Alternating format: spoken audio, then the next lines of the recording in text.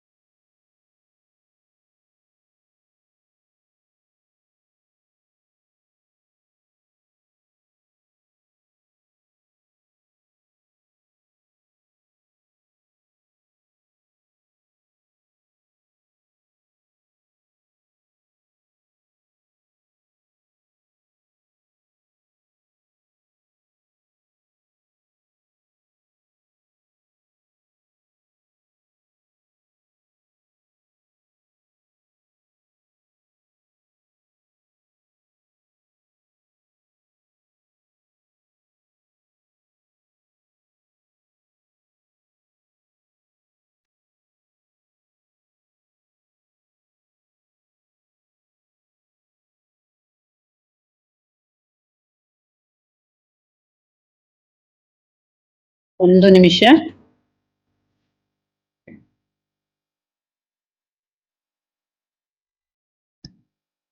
ನಿಧಾನವಾಗಿ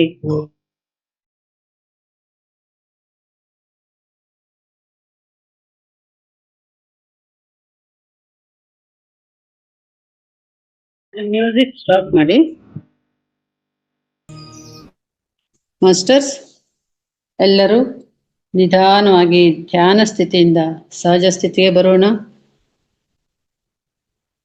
ಧ್ಯಾನ ಸ್ಥಿತಿಯಿಂದ ನಿಧಾನವಾಗಿ ಸಹಜ ಸ್ಥಿತಿಗೆ ಬರೋಣ. ಮಾಸ್ಟರ್ಸ್, ನಿಮ್ಮ ಎರಡೂ ಕಾಲುಗಳನ್ನು ಸಡಿಲಿಸಿಕೊಳ್ಳಿ. ಎರಡೂ ಕೈಗಳನ್ನು ಸಡಿಲ ಮಾಡಿಕೊಳ್ಳಿ. ಎರಡೂ ಕೈಗಳನ್ನು ಉಜ್ಜಿ 5 ಸೆಕೆಂಡುಗಳವರೆಗೆ ಕಣ್ಣುಗಳ ಮೇಲೆ ಮೃದುವಾಗಿ ಸ್ಪರ್ಶ ಮಾಡೋಣ. 5, 4, 3, 2, 1, 0.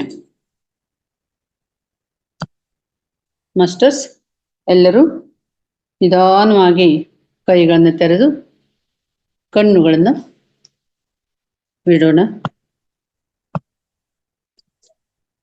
Thank you all masters. ಇಲ್ಲಿಯವರೆಗೆ ಧ್ಯಾನಕ್ಕೆ ಸಹಕರಿಸಿದ ನಮ್ಮ ದೇಹ, ಮನಸ್ಸು, ಆತ್ಮ ಹಾಗೂ ಪ್ರಕೃತಿ ಮಾತೆಗೆ ಧನ್ಯವಾದಗಳನ್ನು ಅರ್ಪಿಸೋಣ. ಅದ್ಭುತವಾದ ಓಂಕಾರ ಸಂಗೀತ ಧ್ಯಾನಕ್ಕೆ ಚಪ್ಪಾಳೆಗಳ ಕೃತಜ್ಞತೆಗಳನ್ನು ಸಲ್ಲಿಸೋಣ. ಮಾಸ್ಟರ್ಸ್,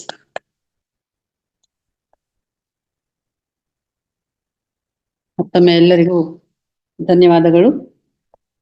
ಮಾಸ್ಟರ್ಸ್, ಈಗ ಧ್ಯಾನ ಮಾಡಿದ್ದಾಯ್ತು. ಈಗ ಜ್ಞಾನ ಹಂಚಿಕೆಯ ಸಮಯ.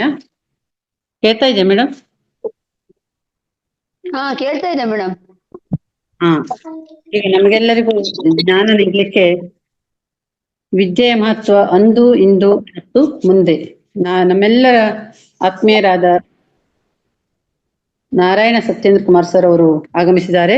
ಪತ್ರಿಜಿ ವಾಣಿಯ ಮೂಲಕ ಅವರನ್ನ ನಾವು ವೆಲ್ಕಮ್ ಮಾಡೋಣ. ಪತ್ರಿಜಿ ಅವರು ಏನ್ ಹೇಳ್ತಾರೆ ಅಂದ್ರೆ, ಈ 5 ಬೆರಳುಗಳ ಒಂದು ಮಹತ್ವವನ್ನ ಹೇಳ್ತಾರೆ. 5 ಬೆರಳುಗಳು ಒಂದನೇದು ಶ್ರವಣ, 2 ಮನನ, 3 ವಿಧಿಧ್ಯಾಸನ, 4 ಸಾಕ್ಷಾತ್ಕಾರ ಹಾಗೂ ಲೋಕ ಕಲ್ಯಾಣ. ಎಷ್ಟು ಅದ್ಭುತವಾದ ಮಹತ್ವವನ್ನ ಹೇಳಿದ್ದಾರೆ ಸರ್ ಅವರು. ಈಗ ಸರ್ ಅವ್ರನ್ನ ವೆಲ್ಕಮ್ ಮಾಡುವಂತ ಸಮಯ. ಸರ್, ಮಹಾವತಾರ್ ಫೌಂಡೇಶನ್ ಸಂಸ್ಥೆ ಹಾಗೂ ಎಲ್ಲರ ಪರವಾಗಿ ನಿಮಗೆ ಈ ವೇದಿಕೆಗೆ ಹೃತ್ಪೂರ್ವಕದ ಸ್ವಾಗತವನ್ನು ಕೋರುತ್ತೇವೆ ಸರ್.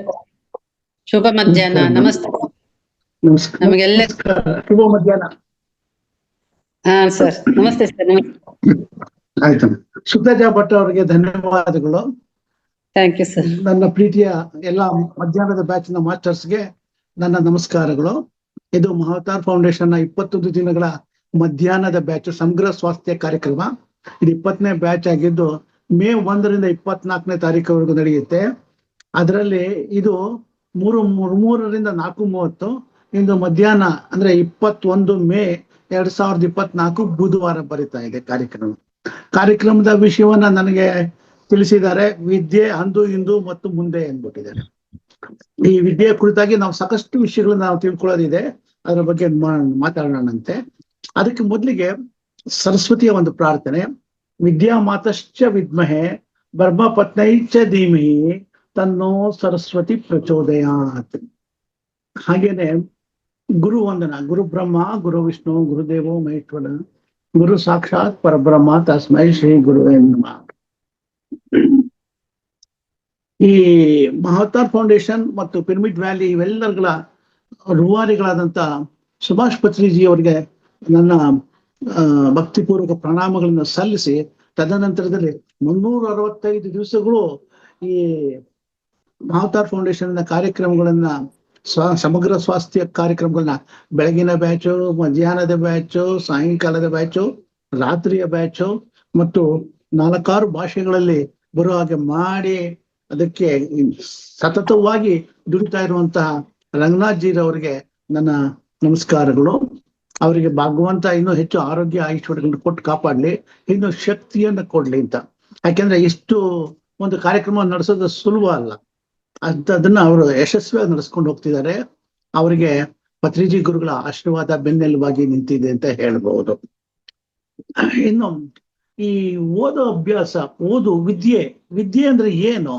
ವಿದ್ಯೆ ಅಂದ್ರೆ ಏನು? ಅಕ್ಷರಗಳ ಸಮೂಹ. ಇದು ಅಕ್ಷರಗಳ ಸಮೂಹದಿಂದನೇ ವಿದ್ಯೆಗೆ ಬೇಕಾದಂತ ಒಂದು ಪೂರಕವಾದಂತ ಸಿಗುವಂಥದ್ದು.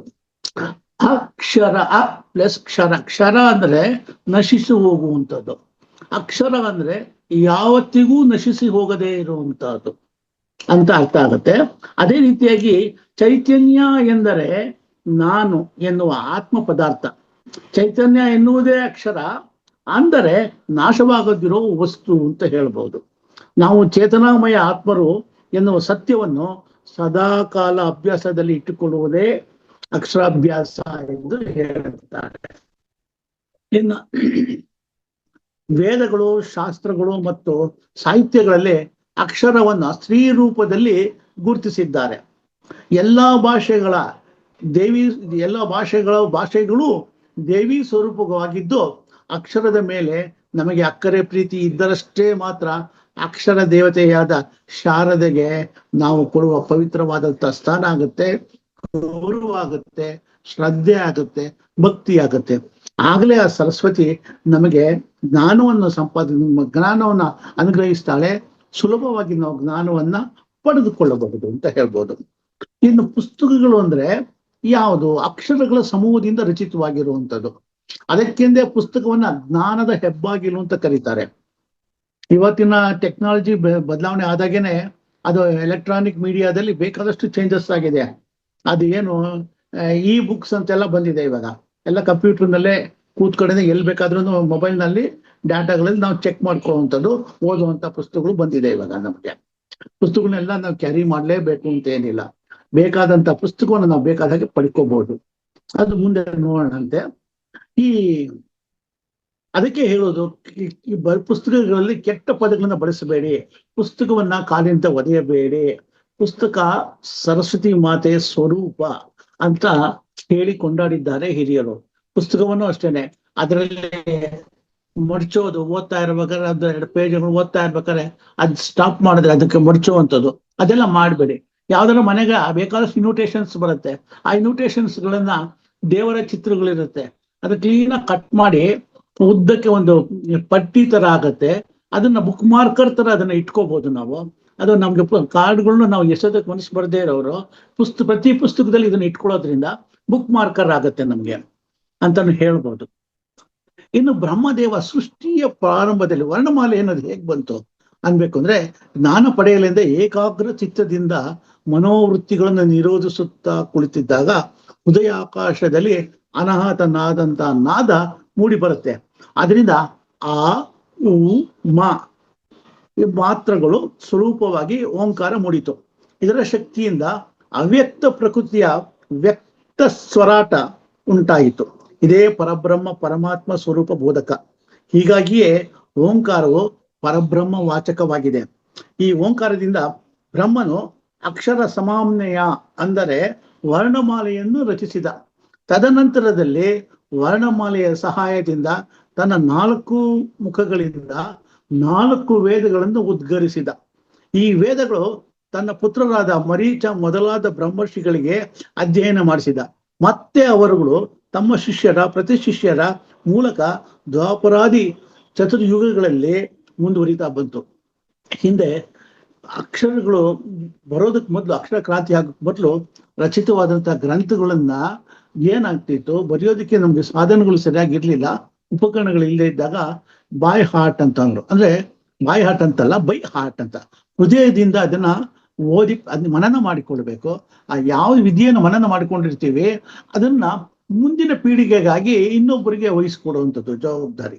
ಅವರು ಅದನ್ನ ಮನನ ಮಾಡಿಕೊಂಡು ಮತ್ತೆ ಅದನ್ನ ಮುಂದಕ್ಕೆ ಒರೆಯುವಂಥದ್ದು. ಕಾಲಕ್ರಮೇಣದಲ್ಲಿ ಬರವಣಿಗೆ ಎಲ್ಲ ಅನ್ನೋದು ಬಂತು, ಅದು ಸರೋಯ್ತು. ಇನ್ನು ಬ್ರಹ್ಮಾಂಡದಲ್ಲಿ ವಿದ್ಯೆಯನ್ನ ಯಾವ್ಯಾವ ದೇವತೆಗಳಿಂದ ನಾವು ಸಂಪಾದಿಸ್ಕೋಬಹುದು ಅಂತ ಹೇಳ್ಕೊಂಡಾಗ, ಮಹಾ ಸರಸ್ವತಿಯಿಂದ ವಿದ್ಯೆಯನ್ನು ಪಡೆಯಬಹುದು, ದಕ್ಷಿಣಾಮೂರ್ತಿಯಿಂದ ನಾವು ವಿದ್ಯೆಯನ್ನ ಪಡಿಬಹುದು, ಬೃಹಸ್ಪತಾಚಾರ್ಯ ಅಂದ್ರೆ ಗುರುಗಳು, ಗುರುಗ್ರಹ, ಇವರಿಂದ ನಮಗೆ ವಿದ್ಯೆ ಅನುಗ್ರಹ ಆಗತ್ತೆ.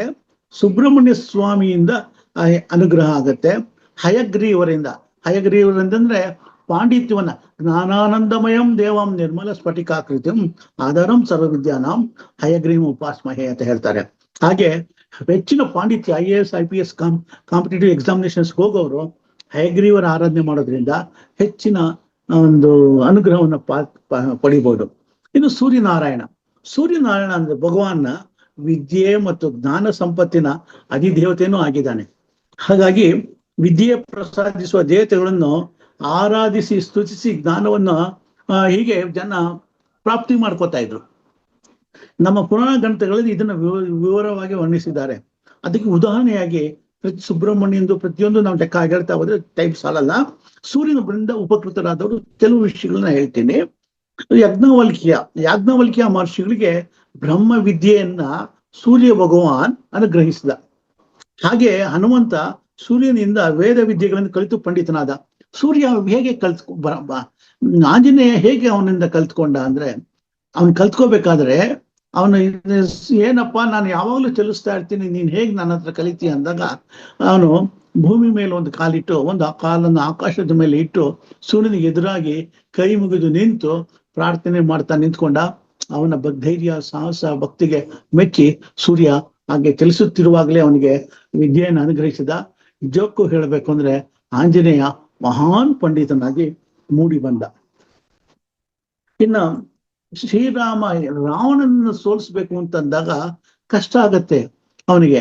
ಅದಕ್ಕೋಸ್ಕರ ಅಗಸ್ತ್ಯ ಮಹರ್ಷಿಗಳು ಅವನಿಗೆ ಆದಿತ್ಯ ಹೃದಯ ಸ್ತೋತ್ರವನ್ನ ಅವರೇ ರಚಿಸಿದ ಸ್ತೋತ್ರವನ್ನ ಪಾರಾಯಣ ಮಾಡೋದಕ್ಕೆ ಹೇಳ್ತಾರೆ. ಅದನ್ನು ಪಾರಾಯಣ ಮಾಡಿ ತದನಂತರದಲ್ಲಿ ಅವನು ರಾವಣನನ್ನ ಸೋಲಿಸ್ತಾನೆ, ಅವನ ಒಂದು ಇದನ್ನ ನಿರ್ನಾಮ ಮಾಡ್ತಾನೆ. ಇವತ್ತಿಗೂ ಅದನ್ನೇ ಹೇಳೋದು, ಯಾರಿಗಾರು ನಿಮ್ಮ ಆಫೀಸ್ ಕೆಲಸಗಳಲ್ಲಿ, ಬಿಸ್ನೆಸ್ ವ್ಯಾಪಾರ ವ್ಯವಹಾರಗಳಲ್ಲಿ ಪದೇ ಪದೇ ಸೋಲು ಅನುಭವಿಸ್ತಾ ಇದ್ರೆ, ನೀವು ದಿನವೂ ಬೆಳಗ್ಗೆ ಎದ್ದ ತಕ್ಷಣ ಆದಿತ್ಯ ಹೃದಯವನ್ನ ಒಂದು 3 ನಿಮಿಷ ಅಷ್ಟೇನೆ ಹೇಳಕ್ ಸಮಯ ಸಾಕು. ತಥೋ ಇದ್ದ ಪರಿಶ್ರಾಂತಂ ಸಮರೇ ಚಿಂತ್ಯಾ ಸ್ಥಿತಂ ಅಂತ ಮಂತ್ರ ಬರುತ್ತೆ. ಅದು ಯೂಟ್ಯೂಬ್ನಲ್ಲೂ ಸಿಗುತ್ತೆ. ಅದನ್ನ ನಾವು ದಿನವೂ ನೀವು ಪ್ರಾರ್ಥನೆ ಮಾಡ್ತಾ ಬನ್ನಿ, ಖಂಡಿತ ನಿಮಗೆ ಒಳ್ಳೇದಾಗತ್ತೆ. ಸೂರ್ಯನ ಅನುಗ್ರಹ ನಿಮ್ಮ ಮೇಲೆ ಕರುಣೆ ಬೀರುತ್ತೆ, ಆರೋಗ್ಯವನ್ನು ಕೊಡ್ತಾನೆ. ಭಾಸ್ಕರು ಆರೋಗ್ಯ ಪ್ರದಾತ ಅಂತ. ಇನ್ನು ಪಾಂಡವರು ವನವಾಸದಲ್ಲಿದ್ದಾಗ ಸೂರ್ಯನನ್ನ ಪ್ರಾರ್ಥಿಸಿ ಅಕ್ಷಯ ಪಾತ್ರೆಯನ್ನು ಪಡೆದರು. ಅದೇ ರೀತಿ ಸಾಕಷ್ಟು ಬಂಗಾರವನ್ನು ಕೊಡುವ ಶಮಂತಕ ಮಣಿಯನ್ನ ಸತ್ರಾರ್ಜಿತ ರಾಜ ದ್ವಾಪರ ಯುಗದಲ್ಲಿ ಸೂರ್ಯೋಪಾಸನೆ ಮಾಡಿ ಪಡೆದುಕೊಂಡ. ಕವಿ ಮಯೂರ್ ಶರ್ಮಾ ಅನ್ನೋನು ಸೂರ್ಯ ಶತಕವನ್ನ ಬರೆದ. ತುಂಬಾ ಆರೋಗ್ಯ ಸಮಸ್ಯೆಯಿಂದ ಇದ್ದಂತವನು. ಯಾವಾಗ ಅವನು ಶ್ರದ್ಧಾಭಕ್ತಿಯಿಂದ ಸೂರ್ಯ ಶತಕವನ್ನ ಬರೆದ, ಆಗ ಅವನಿಗೆ ಆರೋಗ್ಯ ಮತ್ತೆ ವಾಪಸ್ ಬಂತು. ಸೂರ್ಯನಿಗೆ ಮತ್ತು ಜಮದಗ್ನಿ ಮಹರ್ಷಿಗೆ ಆದ ಸಂವಾದವನ್ನ, ಅಂದ್ರೆ ಡಿಸ್ಕಷನ್ಸ್, ಸಂವಾದ ಅಂದ್ರೆ ಚರ್ಚೆ ಆಯ್ತು, ವಿದ್ಯೆ. ಆ ಚರ್ಚೆ ಭಾರತ ಮತ್ತು ಮತ್ಸ್ಯ ಪುರಾಣಗಳಲ್ಲಿ ಪ್ರಸ್ತಾಪಿಸಿದ್ದಾರೆ. ಅದೇ ರೀತಿಯಾಗಿ ಬ್ರಾಹ್ಮಣರು ಮತ್ತು ಪತಿವ್ರತಿಯರ ಧರ್ಮದ ವಿಷಯವಾಗಿ ಸೂರ್ಯ ಭಗವಾನ್ ಮತ್ತು ಇಂದ್ರನ ಪತ್ನಿ ಶಚಿದೇವಿ ಜೊತೆ ಸಂವಾದವನ್ನ ಭಾರತದಲ್ಲಿ ವರ್ಣಿಸಲಾಗಿದೆ. ಹಾಗೆ ಇದು ಸಾಕಷ್ಟು ಸೂರ್ಯ ನಮಗೆ ಅನುಗ್ರಹಿಸಿದ್ದಾನೆ. ಹಿಂದಿನ ಕಾಲದಲ್ಲಿ ವಿದ್ಯಾರ್ಜನೆಗೆ ಕುರಿತಾಗಿ 24 ಗಂಟೆಗಳನ್ನ ಸೂಕ್ತವಾಗಿ ಸಮಯ ಕಂಡುಹಿಡ್ಕೊಂಡಿದ್ರು. 24 ಗಂಟೆ ಡಿವೈಡ್ ಮಾಡಿದ್ರು. ಸರಸ್ವತಿ ಯಾಮ, ಯಾವುದು ಸರಸ್ವತಿ ಯಾಮ? ಒಂದು ದಿನಕ್ಕೆ 24 ಗಂಟೆಗಳು. 24 ಗಂಟೆನಲ್ಲಿ 2 ಗಂಟೆಗಳಿಗೆ ಒಂದೊಂದು ಯಾಮ. ಈ ಯಾಮದಲ್ಲಿ ಈಗ ಸಂಜೆಗೆ ನಾನು ಹೇಳ್ತೀನಿ ನೋಡಿ, ಶ್ರೀಯಾಮ ಸಾಯಂಕಾಲ 6 ಗಂಟೆಯಿಂದ 8 ಗಂಟೆಯವರೆಗೆ ಇರೋದೇ ಶ್ರೀಯಾಮ. ಜ್ಯೇಷ್ಠಯಾಮ ಇದು ಸಾಯಂಕಾಲ 8ರಿಂದ 10 ಗಂಟೆವರೆಗೆ ಇರುತ್ತೆ. ಪಾರ್ವತಿಯಾಮ ರಾತ್ರಿ 10 ಗಂಟೆಯಿಂದ 12 ಗಂಟೆವರೆಗೆ ಇರುತ್ತೆ. ದುರ್ಗಾಯಾಮ ರಾತ್ರಿ 12 ಗಂಟೆಯಿಂದ ಬೆಳಗಿನ ಜಾವ 2 ಗಂಟೆವರೆಗೆ ಇರುತ್ತೆ. ಭದ್ರಕಾಳಿಯಾಮ ಬೆಳಗಿನ ಜಾವ 2 ಗಂಟೆಯಿಂದ 4 ಗಂಟೆವರೆಗೆ ಇರುತ್ತೆ. ಸರಸ್ವತಿಯಾಮ ಬೆಳಗ್ಗೆ 4 ಗಂಟೆಯಿಂದ 6 ಗಂಟೆಯವರೆಗೆ ಇರುತ್ತದೆ. ವಿದ್ಯಾರ್ಥಿಗಳಿಗೆ ಸರಸ್ವತಿ ಯಾಮದ ಅತ್ಯಂತ ಪವಿತ್ರವಾದದ್ದು ಹಾಗೂ ಪ್ರಶಸ್ತವಾದದ್ದು ಎಂದು ನಮ್ಮ ಋಷಿ ಮುನಿಗಳು ಸಾದರಪಡಿಸಿದ್ದಾರೆ. ಈ ಸಮಯದಲ್ಲಿ ಶರೀರ ಮತ್ತು ಮನಸ್ಸು ಶಕ್ತಿವಂತವಾಗಿದ್ದು ಗ್ರಹಣ ಶಕ್ತಿಯನ್ನ ಮೆದುಳಿಗೆ ನೀಡುತ್ತೆ. ಒಂದು ಟಾನಿಕ್ ಇದ್ದಾಗೆ ಅದು. ಸರಸ್ವತಿ ಯಾಮಕ್ಕೆ ಮತ್ತೊಂದು ಹೆಸರು ಬ್ರಾಹ್ಮಿ ಮುಹೂರ್ತ ಅಂತ ಕರೀತಾರೆ.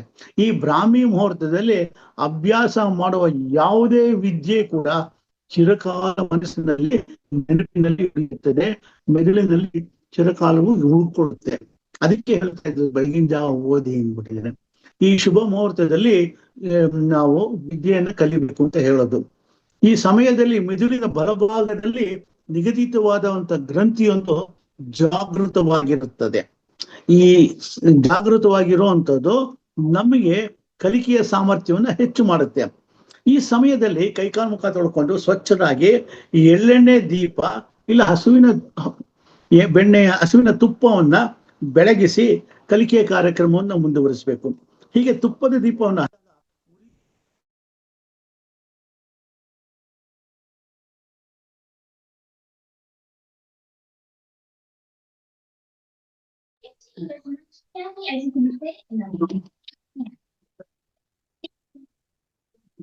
ಸರ್ ನೆಟ್ವರ್ಕ್ ಇಶ್ಯೂ ಇದೆ ಅನ್ಸುತ್ತೆ.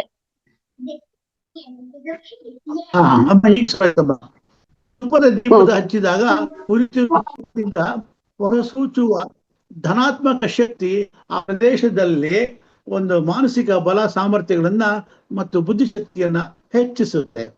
ಹಾಗೆ ಬ್ರಾಹ್ಮಿ ಮುಹೂರ್ತದಲ್ಲಿ ಶುಭ್ರವಾಗಿ ಕೈಕಾಲು ತೊಳೆದುಕೊಂಡು ಕೂತ್ಕೊಂಡು ಓದೋದಕ್ಕೆ ಶುರು ಮಾಡಬೇಕು, ದೀಪ ಹಚ್ಚಿರ್ಬೇಕು. ಹಾಗೆ ಈ ಸಮಯದಲ್ಲಿ ಮಾಡೋ ಸಂಕಲ್ಪಗಳು, ನಾವೇನೇನು ಮಾಡ್ಬೇಕು ಅಂದ್ಕೊಂತೀವಿ ಆ ಸಂಕಲ್ಪಗಳು ಘನವಾಗಿರುತ್ತವೆ. ಇದನ್ನು ನಮ್ಮ ಪುರಾಣ ಕಾಲದಲ್ಲಿ, ಇತಿಹಾಸ ಕಾಲದಲ್ಲೂ ಅಧ್ಯಯನಕ್ಕಾಗಿ ನಮ್ಮ ಋಷಿ ಮುನಿಗಳು ಕಂಡು ಹಿಡಿದುಕೊಂಡಿದ್ದಂತ ಶುಭಗಳಿಗೆ. ಪ್ರಾಚೀನ ಕಾಲದಲ್ಲಿ ಗುರುಕುಲಗಳಲ್ಲಿ ಗುರುಗಳು ತಮ್ಮ ಶಿಷ್ಯರಿಗೆ ಶ್ರುತಿ ವೇದಗಳನ್ನು ಕಂಠಸ್ಯ ಮಾಡಿಸಿ ಅದನ್ನು ಅಕ್ಷರ ಭಂಡಾರವಾಗಿ ಉಳಿಸಿದ್ರು. ಈ ಕಾರ್ಯಕ್ಕಾಗಿ ಅವರು ಉಪಯೋಗಿಸಿದ ಸಮಯ ಬ್ರಾಹ್ಮಿ ಮುಹೂರ್ತ.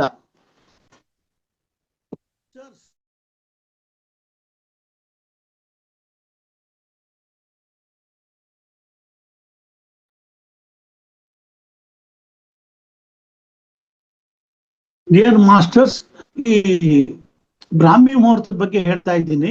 ಈ ನಮ್ಮ ಮಹಾವತಾರ್ ಫೌಂಡೇಶನ್ ನಲ್ಲಿ ಬೆಳಗಿನ ಜಾವ 4 ಗಂಟೆಗೆ ಕಾರ್ಯಕ್ರಮಗಳು ಶುರುವಾಗುತ್ತವೆ. ಅದರಲ್ಲಿ ಈ ಬ್ರಾಹ್ಮಿ ಮುಹೂರ್ತದಲ್ಲಿ ಶುರುವಾಗುವಂಥದ್ದು, ಅದರಲ್ಲಿ ರಂಗನಾಥ್ ಜಿ ಅವರು ಯೋಗ, ಪ್ರಾಣಾಯಾಮ ಮತ್ತು ಸಮಗ್ರ ಸ್ವಾಸ್ಥ್ಯದ ವಿಷಯವಾಗಿ ಸಾಕಷ್ಟು ವಿಷಯಗಳನ್ನ ಚರ್ಚೆ ಮಾಡ್ತಾರೆ, ಯೋಗವನ್ನು ಹೇಳ್ಕೊಡ್ತಾರೆ. ನಾಗರಾಜ್ ಮಾಸ್ಟರ್ ಅವರು ಹೇಳ್ಕೊಡ್ತಾರೆ. ಅವ್ರು ತಗೊಂಡಿರೋ ಸಮಯನೂ ಎಷ್ಟು ಪ್ರಶಸ್ತವಾದ್ದು ಅನ್ನೋದನ್ನ ಇದರಲ್ಲಿ ನಾನು ನಿಮ್ಗೆ ಉದಾಹರಣೆ ಸಮೇತ ತಿಳಿಸ್ತಾ ಇದ್ದೀನಿ. ಅದು ತುಂಬಾ ಪ್ರಶಸ್ತವಾದ ಸಮಯ. ಬೆಳಗಿನ ಜಾವದತ್ತು ಸ್ವಲ್ಪ ಸಮಯವನ್ನ ನಾವು ಮಧ್ಯಾಹ್ನದ ಮೇಲೆ ಸ್ವಲ್ಪ ರೆಸ್ಟ್ ತಗೊಳಿಬೇಕಾದ್ರೆ ವಯಸ್ಸಾದವರಿದ್ರೆ. ಬಟ್ ಬೆಳಗಿನ ಜಾವ ಎಚ್ಚರ ಆಗಿದ್ರೆ ಸುಮ್ಮನೆ ಹಾಸಿಗೆ ಮೇಲೆ ಮಲ್ಕೊಂಡಿರೋದಕ್ಕಿಂತ ಎದ್ದು ಚಟುವಟಿಕೆಯಿಂದ ಕೈಕಾಲು ಮುಖ ತೊಳೆದುಕೊಂಡು ಬಂದು ಕೂತ್ಕೊಂಡು ನಮ್ಮ MFN ಫೌಂಡೇಶನ್ ನ ಈ ಕಾರ್ಯಕ್ರಮಗಳನ್ನ ಝೂಮ್ ಮೀಟಿಂಗ್ ನಲ್ಲಿ ಬರುತ್ತವೆ. ಅದನ್ನ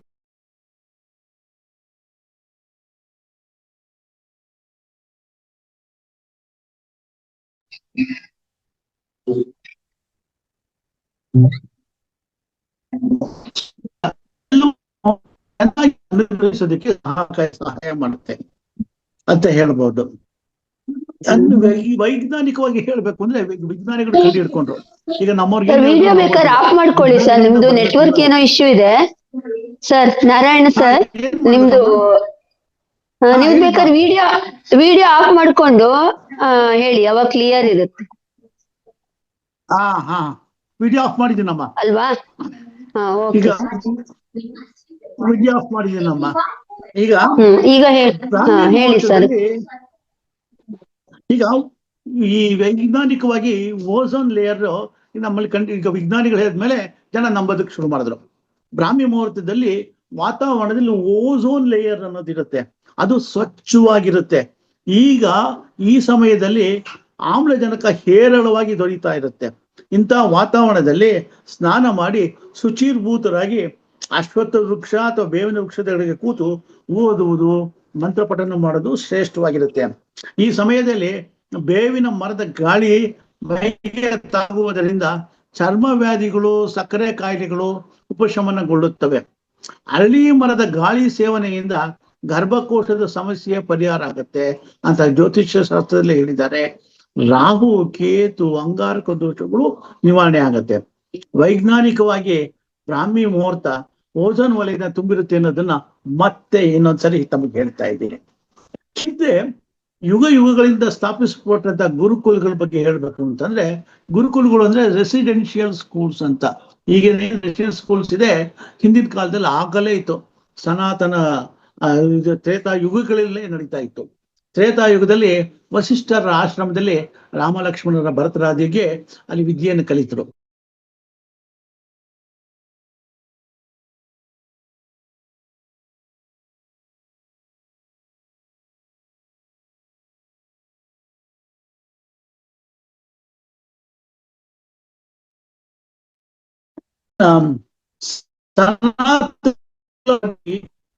ಚರಿತ್ರೆಯಲ್ಲಿ ಇರುವಂತಹದ್ದು ಯಾವುದು ಅಂತಂದ್ರೆ, ರಾಜ ಮಹಾರಾಜರ ಸುಪರ್ದಿನಲ್ಲಿ ಎಷ್ಟೋ ಗ್ರಂಥಾಲಯಗಳು ಬೆಳೆದುಕೊಂಡು ಬಂದ್ವು. ಅದರಲ್ಲಿ ನಳಂದ ಯೂನಿವರ್ಸಿಟಿ, ತಕ್ಷಶಿಲಾ, ವಿಕ್ರಮಶೀಲ, ಸೋಮಪುರ ಮಹಾವಿಹಾರ, ಓಡಾಂತಪುರಿ, ಕಾಶ್ಮೀರಿ ಶಾರದಾ ಪೀಠ, ಪುಷ್ಪಗಿರಿ ವಿಹಾರ, ಮಿಥಿಲಾ ಯೂನಿವರ್ಸಿಟಿ, ವಲ್ಲಭೈ ಯೂನಿವರ್ಸಿಟಿ, ಗುರುಕುಲ ಕಂಗ್ರಿ ವಿಶ್ವವಿದ್ಯಾನಿಲಯ, ಕೆರಿಯರ್ ಪಾಯಿಂಟ್ ಗುರುಕುಲಗಳು, ಹೀಗೆ ಪರಮಾರ್ಥ ನಿಕೇತನ ಆಶ್ರಮ, ಗುರುಕುಲ ಸಂಸ್ಕೃತ ಮಹಾವಿದ್ಯಾಲಯ, ಹರ್ಷ ಗುರುಕುಲ, ಹಾಗೆ ವಿಶೇಷವಾದ್ದು ಸ್ವಾಮಿನಾರಾಯಣ ಗುರುಕುಲ. ಹೀಗೆ ಸಾಕಷ್ಟು ಗುರುಕುಲಗಳು ಅಂದಿಗೂ ನಡೆದ್ವು, ಇಂದಿಗೂ ನಡೀತಾ ಇದೆ. ಸಾಕಷ್ಟು ಮಠಾಧೀಶ್ವರಗಳು ತಮ್ಮ ತಮ್ಮ ಆಶ್ರಮಗಳಲ್ಲಿ ಇದನ್ನ ನಡೆಸ್ಕೊಂಡು ಬರ್ತಾ ಇದ್ದಾರೆ. ಅದಕ್ಕೆ ತಕ್ಕನಾಗೆ ವೈಜ್ಞಾನಿಕವಾಗಿ ವಿಜ್ಞಾನ ಮುಂದುವರೆದಂತೆ ಈ ಕೋರ್ಸ್ಗಳನ್ನು ಮಾಡ್ತಾ ಇದ್ದಾರೆ, ಈಗ ಕಂಟಿನ್ಯೂ ಮಾಡ್ತಾ ಇದ್ದಾರೆ. ಅದಕ್ಕೆ ಸೂಕ್ತ ಬದಲಾವಣೆಗಳನ್ನು ಮಾಡ್ಕೊತಾ ಇದ್ದಾರೆ. ಸಾವಿದ್ಯಾಯ ಮುಕ್ತಯೇ ಅಂದ್ರೆ ಮುಕ್ತಿಗೆ ಯಾವುದು ದಾರಿ ಮಾಡಿಕೊಡುತ್ತೆ ಅದನ್ನೇ ವಿದ್ಯೆ ಅಂತ ಕರೆಯೋದು. ಆಧ್ಯಾತ್ಮದಲ್ಲಿ ನಾವು ವಿದ್ಯೆ, ಈಗೇನು ನಾವು ಧ್ಯಾನ ಮಾಡ್ಬೇಕು ಅಂದಾಗ, ಈಗ ಸುಕ್ಲಜಾ ಭಟ್ ಅವ್ರು ಹೇಳ್ಕೊಟ್ರು ಧ್ಯಾನ ಹೇಗೆ ಮಾಡ್ಬೇಕು ಅನ್ನೋದನ್ನ. ಅದನ್ನ ನಾವು ಅದು ಒಂದು ವಿದ್ಯೆ. ಅದನ್ನ ನಾವು ಕಲ್ತ್ಕೊಂಡು ಅದನ್ನ ನಮ್ಮ ಜೀವನದಲ್ಲಿ ಅಡಾಪ್ಟ್ ಮಾಡ್ಕೊಂಡಾಗ ಅದು ನಮಗೆ ಜೀವನದಲ್ಲಿ ಯಶಸ್ಸನ್ನ ಕೊಡುತ್ತೆ, ಆರೋಗ್ಯವನ್ನು ಕೊಡುತ್ತೆ, ಮನಸ್ಸಿಗೆ ನೆಮ್ಮದಿಯನ್ನು ಕೊಡುತ್ತೆ. ಅಜ್ಞಾನದಿಂದ ಜ್ಞಾನದ ಲೋಕಕ್ಕೆ ಕರೆದೊಯ್ಯೋದೇ ವಿದ್ಯೆ ನಮ್ಮನ್ನ. ವಿದ್ಯೆ ಎಂದರೆ ಜ್ಞಾನೇಶ್ವರಿ. ಅದರಿಂದನೇ ವಿದ್ಯೆ ಎಲ್ರಿಗೂ ಸಿಗುತ್ತೆ. ಒಬ್ಬ ಕೆಟ್ಟ ವ್ಯಕ್ತಿ ಇರ್ಬೋದು, ಅವನು ಶ್ರದ್ಧೆ ತೋರಿಸಿದ್ರೆ ಆ ಕೆಟ್ಟವನಾದ್ರೂ ಅವನಿಗೆ ದೈವಾನುಗ್ರಹ ಆಗತ್ತೆ, ವಿದ್ಯೆಗಳು ಅವನಿಗೆ ಪ್ರಾಪ್ತಿ ಆಗತ್ತೆ ಅಂತ ಪುರಾಣಗಳಲ್ಲಿ ವರ್ಣಿಸಿದ್ದಾರೆ. ಹಾಗಾಗಿ ಎಷ್ಟೋ ದುಷ್ಟ ಜನಗಳು, ರಾಕ್ಷಸರು ಶ್ರದ್ಧಾ ಭಕ್ತಿಯಿಂದ ಜ್ಞಾನವನ್ನು ಅರ್ಜಿಸಿದ್ರು, ಪಾರಾಯಣೆ ಮಾಡ್ಕೊಂಡಿದ್ರು. ವಿದ್ಯೆ ಜ್ಞಾನ ಬಹಳ ದೊಡ್ಡದು. ಜ್ಞಾನದ ಬೆಳಕಿನಿಂದ ಇಡೀ ಸೃಷ್ಟಿಯನ್ನೇ ನಾವು ಬೆಳೆಸಬಹುದು ಅಂತ ಹೇಳ್ಬೋದು. ವಿದ್ಯಾವಂತನಾದವನು ತನ್ನಲ್ಲಿರುವ ಜ್ಞಾನವನ್ನ ಇತರರಿಗೆ ನೀಡಿ ಅವರ ಏಳಿಗೆಗೂ ಕಾರಣನಾಗಬಹುದು. ಅಂದ್ರೆ ವಿದ್ಯೆ ನಮ್ಮಲ್ಲೇ ನಿಂತ ನೀರಲ್ಲ, ಅದು ಹರಿತಾ ಇರ್ಬೇಕು. ಅದನ್ನು ನಾವು ಇನ್ನೊಬ್ಬರಿಗೆ ಕೊಡ್ತಾ ಹೋಗ್ಬೇಕು ವಿದ್ಯೆಯನ್ನ. ಈಗ ನಮಗೇನು ಜ್ಞಾನ ತಿಳಿದಿದೆ, ನಾವು ಅದನ್ನ ಇತರೆ ಜನಗಳಿಗೂ ಹಂಚಬೇಕು. ಜ್ಞಾನ ಹಂಚಿಕೆ ನಡಿಬೇಕು. ಆಗ್ಲೇ ನಂಗೆ ಸ್ವಲ್ಪ ಗೊತ್ತಿದೆ, ಅದನ್ನು ಇನ್ನೊಬ್ಬರ ಜೊತೆ ಹಂಚ್ಕೊಳ್ಳುವಂಥದ್ದು. ಶ್ರದ್ಧೆ ಇರೋವಂಥವ್ರ ಸುಮ್ಮನೆ ಯಾರು ಗೊತ್ತಿಲ್ಲದೆ ಇರೋರಿಗೆ, ಬೇಡ ಇರೋರಿಗೆ, ಇಷ್ಟ ಇಲ್ದಿರೋರಿಗೆಲ್ಲ ನಾವು ಹಂಚ್ಕೊಳಕ್ ಹೋಗ್ಬಾರ್ದು. ಅವ್ರು ನಮ್ಮ ಮಾತುಗಳನ್ನ ನಾವು ಕೇಳೋದಿಲ್ಲ. ಯಾರು ಮಾತಾ ಸರಸ್ವತಿಯ ಸೇವೆಯನ್ನ ಈ ರೀತಿಯಾಗಿ ಶ್ರದ್ಧಾ ಭಕ್ತಿಯಿಂದ ನಿರಂತರವಾಗಿ ಮಾಡುತ್ತಿದ್ದರೆ, ಮುಂದೆ ಅವರ ಅಂತ್ಯಕಾಲದಲ್ಲಿ ಅವ್ರ ಸಾವು ಸಮೀಪ ಬಂದಾಗ ಸರಸ್ವತಿ ಅಂತ ದರ್ಶನ ಪ್ರಾಪ್ತಿಯಾಗತ್ತೆ. ಅವಳ ಪಾದ ಪದ್ಮದಲ್ಲಿ ಐಕ್ಯರಾಗ್ತಾರೆ ಅನ್ನೋದು ಒಂದು ಐತಿಹ್ಯ. ವಿದ್ಯಾತುರಾಣಂ ನ ಸುಖ ನ ನಿದ್ರಹ. ಅಂದ್ರೆ ಯಾರು ವಿದ್ಯಾ ಬುದ್ಧಿ ಜ್ಞಾನ ಬೇಕು ಅಂತಾರೆ, ಅವರಿಗೆ ಸುಖ ನಿದ್ರೆ ಅನ್ನೋದು ಇರೋದಿಲ್ಲ ಅಂತ ಹೇಳ್ತಾರೆ. ಅದು ಹಾಗೆ ಇರಬೇಕು ಅಂತಾನು ಹೇಳ್ತಾರೆ. ಪ್ರತಿ ಕ್ಷಣದಲ್ಲೂ ವಿದ್ಯೆ ಜ್ಞಾನ ಅಂತ ಹಂಬಲಿಸ್ತಾ ಇರಬೇಕು. ವಿದ್ಯೆಗೆ ಶರಣಾಗ್ಬೇಕು. ಜ್ಞಾನ ಪಿಪಾಸುಗಳಾಗಿರ್ಬೇಕು. ಈ ರೀತಿಯಾಗಿ ಇದ್ದಾಗ ಅಷ್ಟೇನೆ ಅವರು ಮಾಡೋದಕ್ಕೆ ಸಾಧ್ಯ. ಕುಟುಂಬಕ್ಕೆ, ಸಮಾಜಕ್ಕೆ ಉತ್ತಮ ಭೂಷಣ ಪ್ರಾಯರಾಗ್ತಾರೆ, ಉತ್ತಮ ಪ್ರಜೆಗಳಾಗ್ತಾರೆ, ಕೀರ್ತಿವಂತರಾಗ್ತಾರೆ, ಯಶೋವಂತರಾಗ್ತಾರೆ. ವಿದ್ಯೆ ಎಂಬ 2 ಅಕ್ಷರವು ಸಂಪತ್ತಿಗೆ ಸಮಾನವಾದದ್ದು. ಅದು ಎಲ್ಲಿ ಬೇಕಾದ್ರೂ ಸಂಪಾದನೆ ಮಾಡೋದಕ್ಕೆ ದಾರಿಯನ್ನು ಮಾಡಿಕೊಡ್ತದೆ. ಹಿರಿಯರು ನುಡಿದ ನಾಣ್ಣುಡಿ ಏನಂದ್ರೆ, ಪರಸ್ಥಳದಲ್ಲಿ ವಿದ್ಯೆಯೇ ಧನ ಅಂತೆ, ಆಪತ್ಕಾಲದಲ್ಲಿ ಬುದ್ಧಿಯೇ ಧನ, ಪರಲೋಕದಲ್ಲಿ ಧರ್ಮವೇ ಧನ. ಅಂದ್ರೆ ವಿದ್ಯೆ ನಮ್ಗೆ ಯಾವ ರೀತಿಯಲ್ಲಿ ನಮ್ಗೆ ಸಹಾಯ ಮಾಡುತ್ತೆ ಅನ್ನೋದನ್ನ ನಾವು ತಿಳ್ಕೊಬಹುದು. ವಿದ್ಯಾ ದದಾತಿ ವಿನಯಂ ಅಂತ ಹೇಳ್ತಾರೆ. ಅಂದ್ರೆ ವಿನಯಂ ಪಾತ್ರತಾಂ. ವಿದ್ಯೆ ಮತ್ತು ಇದಕ್ಕೆ ತುಂಬಾ ವಿನಯವಾಗಿರುವಂತದ್ದೇ ಮುಖ್ಯವಾದದ್ದು. ಸ್ವಲ್ಪ ಅಲ್ಪ ವಿದ್ಯಾ ಮಹಾಗರ್ಭಿ ಅಂತಾರಲ್ಲ, ಹಾಗಾಗ್ಬಾರ್ದು. ಜ್ಞಾನವನ್ನ ನಾವು ಸರಿಯಾಗಿ ವಿನಯವಂತರಾಗಿ ತಿಳ್ಕೊಂಡು ಹೋಗ್ತಾ ಇರಬೇಕು. ಬುದ್ಧಿಯು ಮನುಷ್ಯನಿಗೆ ಭಗವಂತನಿಂದ ಹುಟ್ಟಿನಿಂದ ಕೊಟ್ಟಿರುವಂತ ಕೊಡುಗೆ ಆಗಿದ್ರೆ, ವಿದ್ಯೆ ಅನ್ನೋದು ಜ್ಞಾನಾರ್ಜನೆಗಾಗಿ ಕಲಿಯುವ ಹೆಚ್ಚಿನ ಶಿಕ್ಷಣವಾಗಿರುತ್ತೆ. ಒಂದು ಮಗು ಸಂಸಾರದಲ್ಲಿ ಹುಟ್ಟಿದೆ ಎಂದರೆ ಅದಕ್ಕೆ ಮನೆಯೇ ಮೊದಲ ಪಾಠಶಾಲೆ, ಮಗುವಿಗೆ ತಾಯಿಯೇ ಮೊದಲ ಗುರು. ಸುತ್ತಮುತ್ತಲಿನ ಪ್ರಕೃತಿಯೇ ಮಗುವಿನ ಕಲಿಕೆಯ ಪುಸ್ತಕ, ಮಗುವಿನ ಜೀವನ ಶೈಲಿಯೇ ಸಂಸ್ಕಾರ, ನ್ಯಾಯ ನೀತಿ ಸತ್ಯ ಧರ್ಮಗಳೇ ಅದರ ಪಾಠಗಳು ಅಂತ ಹೇಳ್ಬೋದು. ಅಂದ್ರೆ ಮಗು ಹುಟ್ಟಿದೆ ಅಂತಂದ್ರೆ ಅದು ಮನೆಯೇ ಮೊದಲ ಪಾಠಶಾಲೆ, ತಾಯಿನೇ ಮೊದಲ ಗುರು. ಆ ಸುತ್ತಮುತ್ತಲ ಇರುವಂತಹ ವಾತಾವರಣ, ಪ್ರಕೃತಿ, ಅಕ್ಕಪಕ್ಕದ ಮನೆಯವರು, ಬಂಧು ಬಳಗ, ಇವರೇ ಅವ್ರಿಗೆ ಒಂದು ಕಲಿಕೆಯ ಪುಸ್ತಕ ಆಗುತ್ತೆ. ಎಲ್ಲ ನೋಡಿ ತಿಳ್ಕೊಳತ್ವೆ. ಮಗುವಿನ ಜೀವನ ಶೈಲಿ, ಅದು ಯಾವ ರೀತಿ ಬದುಕುತ್ತೆ, ಯಾವ ರೀತಿ ಒಂದು ಸಮಾಜದಲ್ಲಿ ಇರುತ್ತೆ, ಅದಕ್ಕೆ ಸಂಸ್ಕಾರವನ್ನು ಕೊಡುತ್ತೆ. ನ್ಯಾಯ ನೀತಿ ಸತ್ಯ ಧರ್ಮಗಳೇ ಮಕ್ಕಳಿಗೆ ಪಾಠಗಳು ಅನ್ನೋದನ್ನ ನಾವು ಮರಿಬಾರ್ದು. ವಿದ್ಯೆ ಅನ್ನೋದು ಪ್ರತಿಯೊಬ್ಬ ವ್ಯಕ್ತಿಗೂ ಇರುವಂತ ಅನಿವಾರ್ಯ, ಅದು ಬೇಕೇ ಬೇಕು. ವಿದ್ಯಾವಿಹೀನ ಪಶುಹ ಅಂತಾರೆ. ಅಂದ್ರೆ ವಿದ್ಯೆ ಇಲ್ದಿರೋನು ಪಶು ಇದ್ದಾಗೆ ಅಂತ. ವಿದ್ಯೆಯ ಮಹತ್ವವನ್ನ ಹೀಗೆ ಹೇಳ್ತಾರೆ: ಸಾಧಿಸಿದರೆ ವಿದ್ಯೆ ಪ್ರಾಪ್ತಿಯಾಗತ್ತೆ, ಬೋಧಿಸಿದರೆ ಧರ್ಮವು ಪ್ರಾಪ್ತಿಯಾಗತ್ತೆ, ಕಷ್ಟಪಟ್ಟರೆ ಧನ ಪ್ರಾಪ್ತಿಯಾಗತ್ತೆ. ಹಾಗೆ ಗುರುಕುಲದಲ್ಲಿ ವಿದ್ಯೆಗೆ ಮೊದಲು ಆದ್ಯತೆಯನ್ನು ನೀಡಲಾಗಿದೆ. ಆ ಕಾಲದಲ್ಲಿ ಗುರುಗಳು ಜ್ಞಾನದ ಮಹತ್ವ ಏನು ಅನ್ನೋದನ್ನ ಮನವರಿಕೆ ಮಾಡಿಕೊಡ್ತಾ ಇದ್ರು. ಹಾಗೆಯೇ ಇದಕ್ಕೆ ಮೊದಲು ಶಾರದಾ ಮಾತೆಯ ಆರಾಧನೆಯನ್ನು ಮಾಡಿ ತೋರಿಸ್ತಾ ಇದ್ರು. ಮೊದಲು ಅದನ್ನು ಪ್ರಾರ್ಥನೆ ಮಾಡಬೇಕು. ವಿದ್ಯೆಯ ಮಹತ್ವ, ವಿದ್ಯೆ ಸರಸ್ವತಿಯ ಗುಣಗಳನ್ನ ಹೇಳಿ ಇದು ಮಾಡ್ತಾ ಇದ್ರು. ಇನ್ನು ಹಿಂದಿನ ಕಾಲದಲ್ಲಿ ಸಾಂಗ ವೇದಾಧ್ಯಯನ ಅಂದ್ರೆ ಏನು, ಪ್ರಾಚೀನ ಪರಂಪರೆಯಲ್ಲಿ ನಡೆಯುತ್ತಿದ್ದ ಅಧ್ಯಯನಕ್ಕೆ ಸಾಂಗವೇದ್ಯಾಯನ ಎನ್ನುತ್ತಾರೆ. ಅದು ಹೇಗಿರ್ತಿತ್ತು ಅಂತಂದ್ರೆ, ಋಗ್ವೇದ, ಯಜುರ್ವೇದ, ಸಾಮವೇದ, ಅಥರ್ವಣ ವೇದ ಎನ್ನುವ 4 ವೇದಗಳು, ಇದಕ್ಕೆ ಶಿಕ್ಷಾ, ವ್ಯಾಕರಣ, ಛಂದಸ್ಸು, ನಿರುಕ್ತ, ಜ್ಯೋತಿಷ್ಯ, ಕಲ್ಪ ಎಂಬ 6 ಅಂಗಗಳು. ಅವು ಯಾವುವೆಂದರೆ ಮೀಮಾಂಸ, ನ್ಯಾಯ, ವಿಸ್ತಾರ, ಪುರಾಣ, ಧರ್ಮಶಾಸ್ತ್ರ ಎಂಬ ಉಪಾಂಗಗಳು, ಆಯುರ್ವೇದ, ಧನುರ್ವೇದ, ಗಂಧರ್ವ ವೇದ, ಅರ್ಥಶಾಸ್ತ್ರ ಎನ್ನುವ ಉಪವೇದಗಳು. ಒಟ್ಟು 18 ವಿದ್ಯಾಸ್ಥಾನಗಳು ಇದ್ವು ಇಲ್ಲಿ. ಇನ್ನೊಂದು, ವಿದ್ಯಾವನ್ನು ಬೇಕು ಅನ್ನೋರು ಹೇಗಿರ್ಬೇಕು? ವಿದ್ಯಾತುರಾಣ ನ ಸುಖಂ ನ ನಿದ್ರಾ. ಅವನಿಗೆ ವಿದ್ಯೆ ಯಾರು ಬೇಕು ಅಂತಾರೆ ಅವ್ರಿಗೆ ಸುಖನ ಅಪೇಕ್ಷೆ ಮಾಡಬಾರ್ದು, ಒಳ್ಳೆ ನಿದ್ರೆನ ಅಪೇಕ್ಷೆ ಮಾಡಬಾರ್ದು. ಅವನ ಬಿಹೇವಿಯರ್ ಹೇಗಿರ್ಬೇಕು? ಕಾಕಸ್ನಾನಂ ಬಕಧ್ಯಾನಂ ಶ್ವಾನ ನಿದ್ರಾ ತಥೈವಚ ಅಲ್ಪಹಾರಿ ಗೃಹತ್ಯಾಗಿ ವಿದ್ಯಾರ್ಥಿ ಪಂಚಲಕ್ಷಣಂ ಅಂತಾರೆ. ಏನು? ಕಾಗೆ ಸ್ನಾನ. ಕಾಗೆ ಸ್ನಾನ ಮಾಡಿದ್ರೆ ನೀವು ನೋಡಿದ್ದೀರಾ? ಎಷ್ಟು ಒಂದು ಸಣ್ಣ ಹಳ್ಳದಲ್ಲೆಲ್ಲ ನೀರು ನಿಂತಿದೆ ಅಂದ್ರೆ ರೋಡಲ್ಲಿ, ಅದು ಒಂದೇ ಒಂದು 2-3 ಸೆಕೆಂಡ್ ಅಥವಾ ಒಂದು 5-10 ಸೆಕೆಂಡ್ ನೀರಲ್ಲಿ ಒದ್ದಿ ಮುಖ ಎಲ್ಲ ಒದ್ದೆ, ಮೈ ಶರೀರ ಒದ್ದೆ ಮಾಡ್ಕೊಂಡು ರಪ ರಪ ಅಂತ ತಲೆ ಅಲ್ಲಾಡಿಸಿ ಕೊಳ್ಕೊಂಡ್ಬಿಡುತ್ತೆ, ಸ್ನಾನ ಆದಾಗೆ ಅದಕ್ಕೆ. ಆದ್ರೆ ಶರೀರ ಮಾತ್ರ ಶುಚಿಯಾಗಿರುತ್ತೆ. ಹಾಗೆ ಇರಬೇಕು. ಅಂದ್ರೆ ಗಂಟೆಗಟ್ಟಲೆ ಸ್ನಾನ ಮಾಡ್ಕೊಂಡು ಬಾತ್ರೂಮಲ್ಲೇ ಕಾಲ ಕಳಿಬಾರದು. ಸಮಯವನ್ನ ಹೆಚ್ಚು ವ್ಯರ್ಥ ಮಾಡದಲೆ ವಿದ್ಯೆಯ ಕಡೆಗೆ, ಓದಿನ ಕಡೆಗೆ ಗಮನವನ್ನು ಕೊಡಬೇಕು. ಕಾಕಸ್ನಾನಂ ಬಕದ್ ಅಂತ ಹೇಳ್ತಾರೆ. ಇನ್ನು ಬಕಧ್ಯಾನಂ, ಬಕಪಕ್ಷಿ ಅಂತೆ. ಬಕಪಕ್ಷಿ ಏನ್ ಮಾಡುತ್ತೆ? ಒಂಟಿ ಕಾಲಲ್ಲಿ ನೀರಲ್ಲಿ ನಿಂತಿರುತ್ತೆ, ಒಂದು ಚೂರು ಅಲ್ಲಾಡುದಿಲ್ಲ. ನೀವು ಬೇಕಾದ್ರೆ ಸರೋವರಗಳಲ್ಲಿ ಪಾಂಡ್ಗಳಲ್ಲಿ ನೋಡಿ ಸುಮ್ಮನೆ ನಿಂತಿರುತ್ತೆ. ನೋಡಿದ್ರೆ ಎಲ್ಲೋ ಸತ್ತೋಗಿದೆಯೋ ಏನೋ ಅನ್ಸುತ್ತೆ, ಏನದು ಬರೀ ಯಾರು ಶಿಲ್ಲೆ ನಿಂತಿದಾರೋ ಏನೋ ಅನ್ಸುತ್ತೆ. ಆದ್ರೆ ಹಾಗೇ ನಿಂತಿರೋ ಏಕಾಗ್ರತವಾಗಿ ನಿಂತಿರುತ್ತೆ. ಅದ್ರ ಹತ್ರ ಏನಾದ್ರ ಮೀನು ಬಂತು ಅಂದ್ರೆ ಲವಕ್ ಅಂತ ಅದನ್ನ ಹಿಡ್ಕೊಂಡು ತಿಂದು ಬಿಡುತ್ತೆ. ಹಾಗೆ ಈಗ ಏಕಾಗ್ರತೆ ಅನ್ನೋದು ಬೇಕು. ಆಗ ಆ ರೀತಿ ಇದ್ದಾಗಲೇ ಕೂಡ ಈಗ ಈ ಏಕಾಗ್ರತೆ ನೀವು ಕಾಯ್ತಾ ಇದ್ರೆ, ಹಾಗೆ ಬಕಪಕ್ಷಿ ಅಂತ ಕಾಯ್ತಾ ಇದ್ರೆ ನಮ್ಗೆ ವಿದ್ಯೆ ಕಲಿಕೆ ಕೂಡ ಗಮನ ಕೊಡುತ್ತೆ. ಆಮೇಲೆ ಯಾವ್ದು ಎಲ್ಲಿಂದ ಬರುತ್ತೆ ಅನ್ನೋದನ್ನು ತಿಳ್ಕೊಳ್ಳೋದಕ್ಕೆ ಅನುಕೂಲ ಆಗತ್ತೆ. ಶ್ವಾನದಂತೆ ನಿದ್ರೆ ಇರಬೇಕು. ಅಂದ್ರೆ ಅದು ನಿದ್ದೆ ಮಾಡ್ತಿರುತ್ತೆ ರಾತ್ರಿ ಹೊತ್ತು, ಬಹಳ ಎಚ್ಚರವಾಗಿರುತ್ತೆ, ಮೇಲ್ಮೈ ನಿದ್ರೆ. ಅದಕ್ಕೆ ತಕ್ಷಣ ಎಚ್ಚರ ಆಗತ್ತೆ. ಬುದ್ಧಿಯನ್ನು ಮತ್ತು ಮನಸ್ಸನ್ನು ಅತಿ ಜಾಗೃತಕತೆಯಿಂದ ಇಟ್ಕೊಳ್ಳಬೇಕು ನಾವು. ಮನಸ್ಸಿನಲ್ಲಿ ಸದಾ ವಿದ್ಯೆ ಕಡೆ ಗಮನ ಇದ್ದಾಗ ನಿದ್ದೆ ಮಾಡಿದ್ರು ಅದ್ರ ಕಡೆ ಗಮನ ಇರುತ್ತೆ ನಮಗೆ. ಹಾಗಾಗಿ ಅಲ್ಪವಾಗಿ ಆಹಾರವನ್ನು ಸೇವಿಸಬೇಕು. ಹೀಗೆ ಮಾಡ್ಕೊಂಡು ಬಂದಾಗ ನಿದ್ರೆಯನ್ನು ತಡೆಗಟ್ಟಬಹುದು.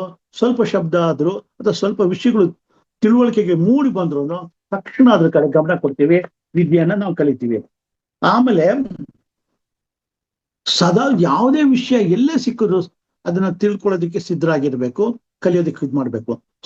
ಸೋಮಾರಿತನ ಅನ್ನೋದನ್ನ ಮಾಡಬಾರ್ದು.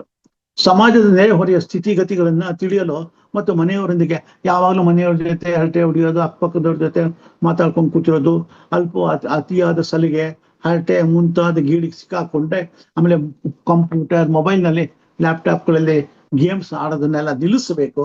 ವ್ಯಾಸಂಗದ ಕಡೆ ಗಮನ ಕೊಡಬೇಕು.